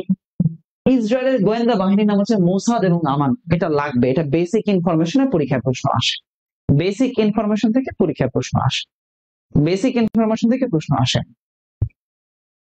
ইসরায়েলের আকাশ প্রতিরক্ষা বাহিনী ব্যবস্থার নাম হচ্ছে iron dome arrow defence, David sling এবং থার্ড লাগবে, পরীক্ষায় আসে মাঝে মাঝে, যে ইসরায়েলের আকাশ প্রতিরক্ষা ব্যবস্থার নাম কি, iron dome arrow defence, David sling, third. Israeli প্রতিরক্ষা বাহিনীর নাম হচ্ছে আইডিএফ, ইসরায়েল ডিফেন্স ফোর্সেস। তাহলে এই কয়টা লাগবে, ইসরায়েলের গোয়েন্দা সংস্থা, আকাশ প্রতিরক্ষা বাহিনীর নাম। এবার আসেন ইরানের ক্ষেত্রে, ইরানের ক্ষেপণাস্ত্রের নাম হচ্ছে সিজিল, হাজ কাসেম 7টা-1, খাইবার, বাকি যেগুলো আছে একটু দেখে নেবেন, এই জায়গা থেকে পরীক্ষায় স্বাভাবিক দিতে পারে আন্তর্জাতিক পার্টে। ইরানের গোয়েন্দা সংস্থার নাম হচ্ছে সাভাক বিভাগ, আইআরজিসি। আইআরজিসির পূর্ণ রূপ যেটা, Islamic revolutionary guard corps, Islamic revolutionary guard corps, IRGC, Islamic revolutionary guard corps, IRGC. ইরানের সর্বোচ্চ ধর্মীয় নেতা আয়াতুল্লাহ আল খামেনি, পড়ে রাখেন, এটা পড়েন। ইরানের পবিত্র শহরের নাম হচ্ছে কোম। সীমানা আছে পাকিস্তান এবং ইরানের মধ্যে, দাগ দিয়ে রাখেন, টাক্তান সীমানা পাকিস্তান এবং ইরানের মধ্যে। এই কটা জিনিস পড়বেন ভালো করে এই জায়গা থেকে, এই কটা জিনিস ভালো করে এই জায়গা থেকে পড়বেন। আবারও বলি, এই কয়টা জিনিস ভালো করে এই জায়গা থেকে পড়বেন। আসেন ভাইয়া, ভূমিকম্প নিয়ে কি প্রশ্ন হতে পারে কিনা? হ্যাঁ, ভূমিকম্প নিয়ে প্রশ্ন হতে পারে। কিভাবে? বেসিক ইনফরমেশন থেকে প্রশ্ন হতে পারে, ভূমিকম্প নিয়ে বেসিক ইনফরমেশন থেকে প্রশ্ন হতে পারে। যেমন ভূমিকম্পর মাত্রা মাপক যন্ত্রের নাম কি, স্কেলের নাম কি? ভূমিকম্পের মাত্রা মাপে যে স্কেল, সেই স্কেলের নাম কি? সিসমোগ্রাফ, প্রশ্ন হতে পারে। তারপরে হচ্ছে ভূমিকম্পের যে কেন্দ্র, যেখানে ভূমিকম্পের উৎপত্তি স্থল, সেটাকে আমরা কি বলি? ভূমিকম্প, ভূমিকম্প নিয়ে প্রশ্ন হতে পারে, আপনার ভূত্বক নিয়ে প্রশ্ন হতে পারে, টেকটনিক প্লেট, ইউরেশিয়ান প্লেট থেকে প্রশ্ন হতে পারে, ভূগোলের টান থেকে প্রশ্ন হতে পারে, প্রশ্ন হওয়ার সুযোগ আছে। এই কি বলে এটাকে, স্পার্স নিয়ে প্রশ্ন হতে পারে, আবহাওয়া অধিদপ্তর নিয়ে হতে পারে, জলবায়ু অধিদপ্তর নিয়ে হতে পারে, সুনামি নিয়ে অধিদপ্তর প্রশ্ন হতে পারে, প্রশ্ন কিন্তু হতে পারে। কাজী পড়ে যেতে হবে। অদম্যটা কি ইংরেজিতে লেখা? হ্যাঁ লেখা, একটু করে দেখাই দিন আপু। আসেন, আমরা এই যে operation true promise 1, true promise 2 এখানে দিয়েছি, পড়বেন ভালো করে পড়বেন। সুদান সংকট, সুদান সংকট, এই জায়গাটাও একটু দেখবেন। সেপ্টেম্বর মাসে জাতিসংঘ ইরানের উপর অস্ত্র অন্যান্য নিষেধাজ্ঞা পুনর্বহাল করেছে, এবং এই যে হরমুজ প্রণালীর প্রদেশে সিরিক শহরে, এই জায়গাটা দেখবেন। সুদান সংকট, আসেন সুদান সংকটটা পড়ি, লাগবে। সুদানে গৃহযুদ্ধ শুরু হয় 2023 সাল থেকে, এখনো গৃহযুদ্ধ চলছে। উত্তর দারফুর শহর বা দরফুর রাজ্যের রাজধানী হচ্ছে এল ফাশের, লাগবে এল ফাশের, এল ফাশের। এই দরফুর নিয়ে অনেক প্রশ্ন হয়েছে, দরফুর সীমানা কোথায় আছে? তাহলে দরফুর, উত্তর দরফুর রাজ্যের রাজধানী হচ্ছে এল ফাশের। সুদানের এল ফাশের শহরের সংঘাত চলছে সুদানের সেনাবাহিনী আর rapid support forces, RSF, RSF আর সুদানের সেনাবাহিনীর মধ্যে। তাহলে ওদের দেশের সেনাবাহিনী, ওদের দেশের সেনাবাহিনী আর হচ্ছে আরএসএফ অর্থাৎ র্যাপিড সাপোর্ট ফোর্সেস এর মধ্যে মানে পাল্টাপাল্টি আক্রমণ চলছে। সম্প্রতি আধা সামরিক বাহিনী, এই আরএসএফ হচ্ছে একটা আধা সামরিক বাহিনী, দখল নেয় এল ফাসের শহরটা, দখল নেয় এল ফাসের শহর দখল নিয়েছে। দরফুর অঞ্চল নিয়ে দ্বন্দ্ব রয়েছে সুদান এবং দক্ষিণ সুদানের মধ্যে। প্রশ্ন এটা বেসিক থেকে আসে, দরফুর নিয়ে অসংখ্যবার পূর্বে প্রশ্ন হয়েছে। দরফুর সীমানা নিয়ে কাদের মধ্যে দ্বন্দ্ব? দরফুর সীমানা নিয়ে কাদের মধ্যে দ্বন্দ্ব? দ্বন্দ্ব হচ্ছে সুদান এবং দক্ষিণ সুদানের মধ্যে। খেয়াল করেন, বর্তমানে আরএসএফ কে অস্ত্র দিয়ে সহায়তা করছে সংযুক্ত আরব আমিরাত। সুদানের প্রধান রপ্তানি পণ্য তেল। মূল সংকটের প্রধান কারণ হচ্ছে স্বর্ণ এবং তেল নিয়ে, তেল এবং স্বর্ণের দখলদারিত্ব নিয়ে কিন্তু এই যে সমস্যা, এই সংকট শুরু হয়েছে। ওকে, আফ্রিকার সুদান, কঙ্গো, গ্যাবন এসব দেশে গৃহযুদ্ধের ফলে ইউরোপে দেখা দিয়েছে অভিবাসন সংকট। তাহলে এখন বর্তমানে যে জিনিসটা হবে সেটা হচ্ছে এখান থেকে প্রশ্ন হতে পারে সুদান, সুদানের বেসিক তথ্য, দক্ষিণ সুদান, দক্ষিণ সুদানের বেসিক তথ্য, বেসিক তথ্য। আচ্ছা, এরপরে হলো দরফুর সীমানা, এল ফাশের শহর, আরএসএফ এবং সুদানের সেনাবাহিনী, স্বর্ণ এবং তেলের খনি। এই জায়গাগুলো থেকে প্রশ্ন হবে, ভালো করে পড়বেন। এই জায়গা থেকে প্রশ্ন হবে, ভালো করে পড়বেন। আসেন, পাকিস্তান এবং আফগানিস্তানের সীমান্ত সংঘাত খুবই গুরুত্বপূর্ণ, তিনটা স্টার দিয়ে রাখেন, তিনটা স্টার দিয়ে ভালো করে পড়বেন। বলে কি পড়বেন? সংঘাত শুরু হয় 9 অক্টোবর 2025 সালে। পাকিস্তানের বিমান বাহিনী 9 অক্টোবর হামলা চালায় আফগানিস্তানের রাজধানী কাবুল সহ খোস্ত, জালালাবাদ এবং পাকতিকা, পাকতিকা প্রদেশে। তাহলে দেখেন, আফগানিস্তানের যে জায়গাতে হামলা চালাইছে কাবুল সহ জালালাবাদ ও পাকতিকা প্রদেশে হামলা চালাইছে। কবে? 9 তারিখে হামলা চালিয়েছে, 9 তারিখে হামলা চালিয়েছে। ওকে, আফগানিস্তান পাকিস্তান সীমান্তে আক্রমণ করে। আফগানিস্তান এবার পাল্টা পাকিস্তানে আক্রমণ করছে 11 এবং 12 অক্টোবর। তাহলে 9 তারিখে পাকিস্তান করলো, আর 11 তারিখে এসে আফগানিস্তান পাল্টা আক্রমণ করলো। তেহরিক-ই তালেবান পাকিস্তানের টিটিএফ কেপিতে সক্রিয় হয়। টিটিএফ নেতা নূর ওয়ালি মুসুদকে হত্যা করতে আফগানিস্তানে আক্রমণ করে পাকিস্তান। তাহলে এই যে দেখেন কারণ, মানে এই ঘটনার কারণটা কি? ঘটনা হচ্ছে টিটিএফ মানে তেহরিক-ই-তালেবান, টিটিপি তেহরিক-ই-তালেবান পাকিস্তান, তেহরিক-ই-তালেবান পাকিস্তান কেপিতে সক্রিয় হওয়ায় টিটিপির নেতা, এই টিটিপির নেতা হচ্ছে নূর ওয়ালি মেসুদকে হত্যা করতে আফগানিস্তানের আক্রমণ করে পাকিস্তান। অর্থাৎ টিটিপির নেতাকে হত্যা করার জন্য, বলো কি বললাম? টিটিপির নেতাকে হত্যা করার জন্য। কার নেতা? টিটিপির নেতাকে হত্যা করার জন্য। টিটিপির নেতাকে হত্যা করার জন্য যে হামলাটা চালানো হয়েছে সেটাই হচ্ছে এটার কারণ। ওকে, 18 অক্টোবর পাকিস্তান এবং আফগানিস্তানের যুদ্ধবিরতিতে মধ্যস্থতা করে যে দেশ, তার নাম হচ্ছে কাতার। টিটিপি মূলত সক্রিয় আছে পাকিস্তান এবং আফগানিস্তানের মধ্যে, সীমান্তের মধ্যে টিটি আছে। তো তোরহাম সীমান্ত ক্রসিং পাকিস্তান এবং আফগানিস্তানের মধ্যে, তোরহাম। তাহলে পাকিস্তান এবং আফগানিস্তানের মধ্যে এবার আন্তর্জাতিক যে সীমানা, সেই সীমানাগুলো পড়তে হবে।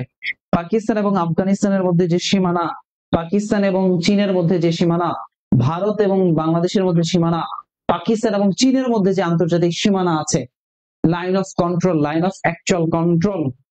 হ্যাঁ, এই যে সীমানাগুলো আছে, রেড ক্লিফ কমিশন, এই সীমানাগুলো ভালো করে দেখতে হবে পরীক্ষার জন্য, বেসিক অ্যাফেয়ার্স এ।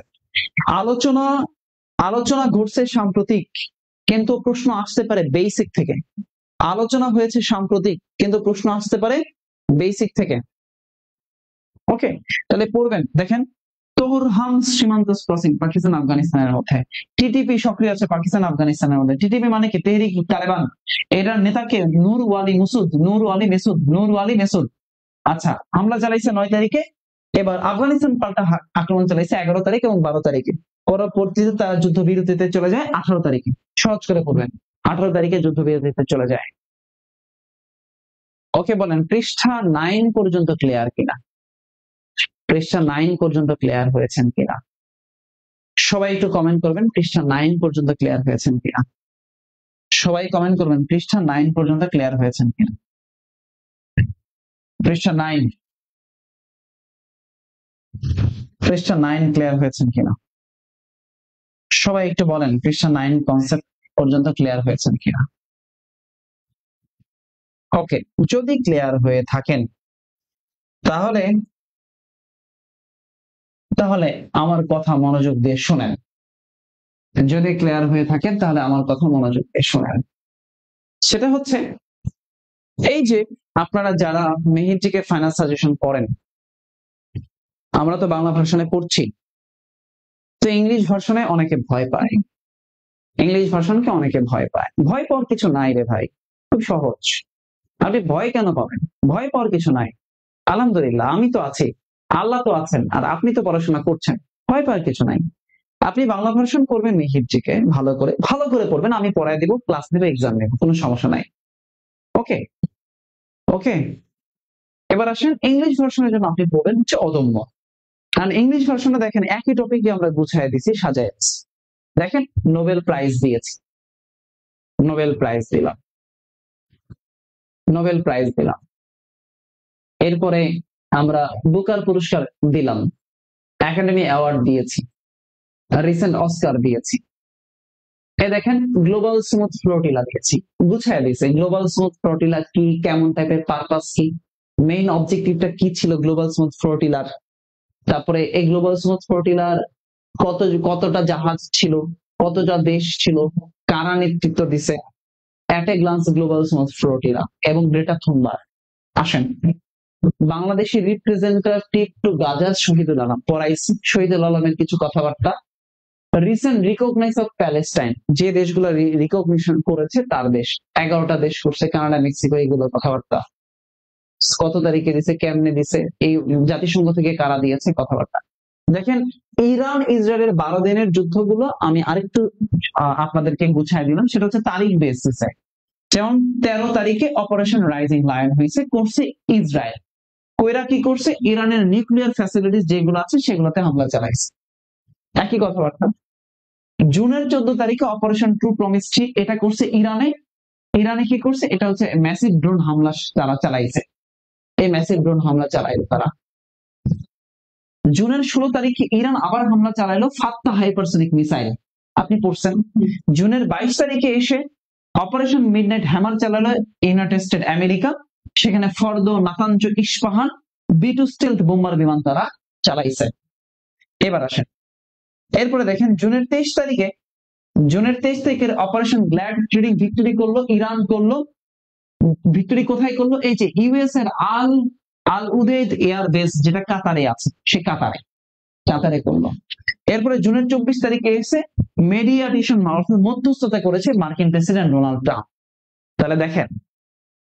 তাহলে দেখেন বাংলা হলে আরো ভালো হতো, বাংলা হলে আরো ভালো হতো মানে কি, আমরা তো এতক্ষণ বাংলাই পড়লাম, আমরা এতক্ষণ বাংলা পড়েছি না। তাহলে দেখেন এই যে আমরা ইংলিশ ভার্সনে কিন্তু দিয়েছি, ভাই আপনার কাছে বলেন এর থেকে সহজ করে আর পড়ানো যায়, সহজ করে আর লেখা যায়? আমার কাছে মনে হয় না, এর থেকে আর সহজ আপনি কেমনে করবেন। এরপর একটা সামারি দিয়ে দিছে এখানে, সামারিটা কি, অপারেশন 12 ডেজ এর অপারেশন, এটা 13 তারিখ থেকে 24 তারিখ। অপারেশন রাইজিং লায়ন করছে ইসরায়েল, ট্রু প্রমিস ইরান করছে, মিডনাইট হ্যামার করছে ইউএসএ, গ্ল্যাড ট্রেডিং ভিক্টরি করছে ইরান। এরপরে মধ্যস্থতা করছে Donald Trump, nickname by Donald Trump the 12 days war. কি কিছু ফ্যাক্ট দিয়েছে, বেসিক কথাবার্তা। ইরানের নিউক্লিয়ার পাওয়ার প্ল্যান্ট দিছি, ইসরায়েলের নিউক্লিয়ারের কথাবার্তা দিছি, দিয়ে করলাম, অপারেশন গুলো দিলাম। তাহলে এইটা হলো ইংলিশ ভার্সনের কথাবার্তা। বাশার আল আসাদের পতন দিয়ে দিলাম। ইরান পাকিস্তান কনফ্লিক্ট, পেহেলগামের টেররিস্ট যেটা। ওকে, এইভাবে আমরা কিন্তু আলোচনায় নিয়ে আসছি, যেটা হলো দেখেন রিসেন্ট ইনসিডেন্ট গুলা, এটাও আমরা নিয়ে আসছি অদমের ইংলিশ ভার্সনে। তো আপনি দুইটা ভালো করে পড়বেন, আপনি যেভাবে পড়বেন আমি আপনাকে বলি, আপনি আমার কথা শোনেন, সারা জীবন মানুষের কথা শুনছেন, সারা জীবন মানুষের কথা শুনছেন, এবার শেষ মুহূর্তে একটু স্যারদের কথা শোনেন। অদম্য শুধু ইংলিশ ভার্সনের সাধারণ জ্ঞান, এই নামে আর কোনো বই নাই। সারা জীবন তো মানুষের কথা শুনছেন, একটু আমাদের কথা শোনেন, স্যারদের কথা শোনেন, শেষ মুহূর্তে ভালো করতে পারবেন যেভাবে।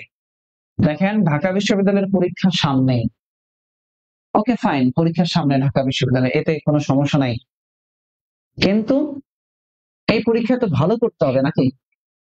আর ভালো করার জন্য কথা শুনতে হবে, ভালো করার জন্য কি করতে হবে, কথা শুনতে হবে,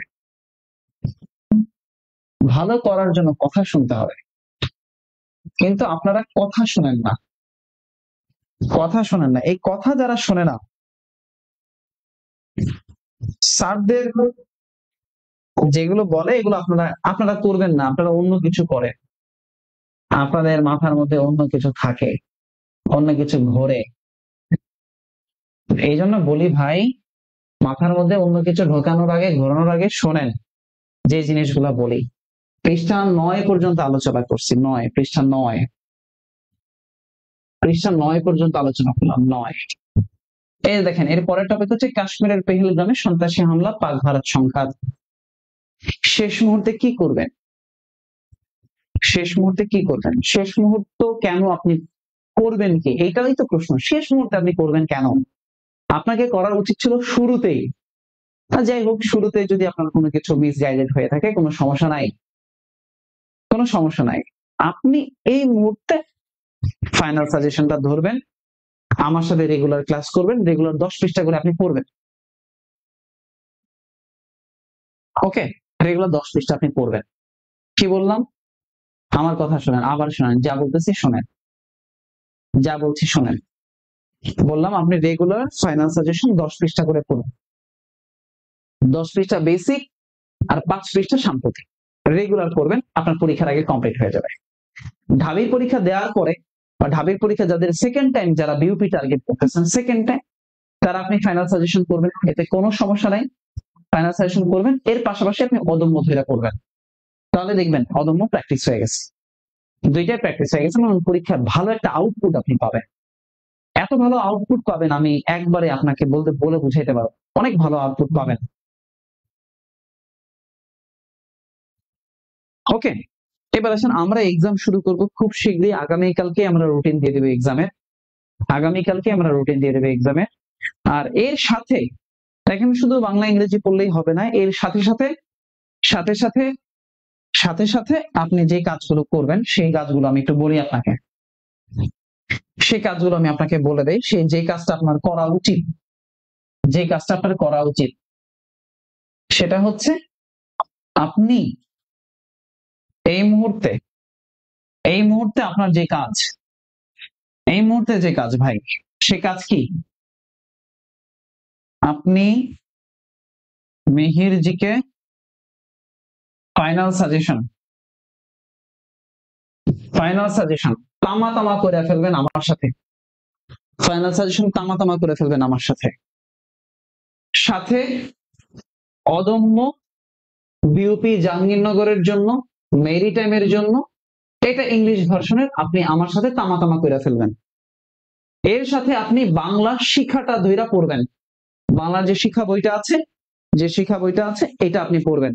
সাজেশন শেষ মুহূর্তে সাজেশন ভাই, বইয়ের মার্কেটিং করতেছি কিন্তু আপনার ভালোর জন্য, শিক্ষাটা শেষ করবেন। এর সাথে আপনি ইমন্স ইংলিশ ফাইনাল সাজেশনটা পড়বেন, ইমন্স ইংলিশ ফাইনাল সাজেশন পড়বেন। এই কয়টা জিনিস আপনি ভালো করে এই লাস্ট কয়েকটা দিনে এই দুইটা বই ভালো করে, 3-4টা বই ভালো করে শেষ করে যান। এগুলো সাজেশন টাইপের বই, পড়ে গেলে ইনশাল্লাহ কভার করা যাবে। বুঝতে পারছেন? এগুলো পড়ে গেলে ইনশাল্লাহ, বিগত সময়ে এই বইগুলোতে অনেক প্রশ্ন কমন আসছে, এগুলো মানে বলার কিছু নাই, অনেক কোশ্চেন কমন আসছে, এইবারও আসবে ইনশাআল্লাহ। আর শেষ মুহূর্তে আমার ক্লাসগুলো হচ্ছে আমার ক্লাসগুলো শিক্ষার্থীদের এত পছন্দের কারণ হচ্ছে ক্লাসে যা আলোচনা করি তাই পরীক্ষায় আসে। শেষ মুহূর্তে ক্লাসে যা আলোচনা করি তাই পরীক্ষায় আসে, যা বলি তাই পরীক্ষায় চলে আসে। বুঝতে পারছেন? তো ভালো থাকবেন, সুস্থ থাকবেন। আমরা আগামীকাল বাকি পৃষ্ঠা 10 থেকে 15 পর্যন্ত পৃষ্ঠা আলোচনা করবে ইনশাল্লাহ। আজকে 9 পর্যন্ত বললাম, 10 থেকে 15 ইনশাল্লাহ পাবো। সকল বইগুলোই আপনারা লাইব্রেরিতে পাবেন, যে যে কোচিং আছে সেখানে পাবেন ইনশাআল্লাহ। আর এক্সাম কোথায় দিবেন সেটা একটু বলে দিই ভাই। এক্সাম এক্সাম কোথায় দিবেন? এক্সাম কোথায় দিবেন? অনেকদিন ধরে বলছি এক্সাম কোথায় দিবেন। দেখেন, আপনি আমাদের একটা ওয়েবসাইট আছে www.ornobgk.com, www.ornobgk.com, এটা একটু আমাদের ওয়েবসাইট www.ornobgk.com, ornobgk.com। ভাই আপনি এই ওয়েবসাইটে গিয়ে সরাসরি একটা অ্যাকাউন্ট করবেন আগে ভাই, সবার আগে একটা অ্যাকাউন্ট করবেন। এখানে লগ ইন অপশন থাকবে, এখানে ক্লিক করলে নিচে আপনি একটা অ্যাকাউন্ট করবেন। আপনার অ্যাকাউন্ট খুলুন, অ্যাকাউন্ট খুলে এখানে লগ ইন করবেন, লগ ইন করবেন, এরপরে কোর্সে যাবেন। কোর্সে ক্লিক করলে এখানে কোর্স আছে, অদম্যের উপরে কোর্স আছে, আমরা মিহিরজিকের উপরে আজকে রাতেই কোর্স দিয়ে দিব। তো এই কোর্স ফ্রিতে এনরোল করা যাবে, মিহিরজিকে ফাইনাল সাজেশনের উপরে আমরা দিয়ে দিব, এখানে অদম্যের উপরে দেয়া আছে। আপনি ধরেন অদম্যটাই এখন ক্লিক করলেন, অদম্যটা ক্লিক করে দেখেন যে শেখা শুরু করেন। অদম্যতে ক্লিক করলে এই যে দেখেন চলমান এক্সাম মডিউল আছে, এক্সাম 1 থেকে 5 হয়ে গেছে, 6 থেকে 10 হয়ে গেছে, এটা অদম্যের উপরে।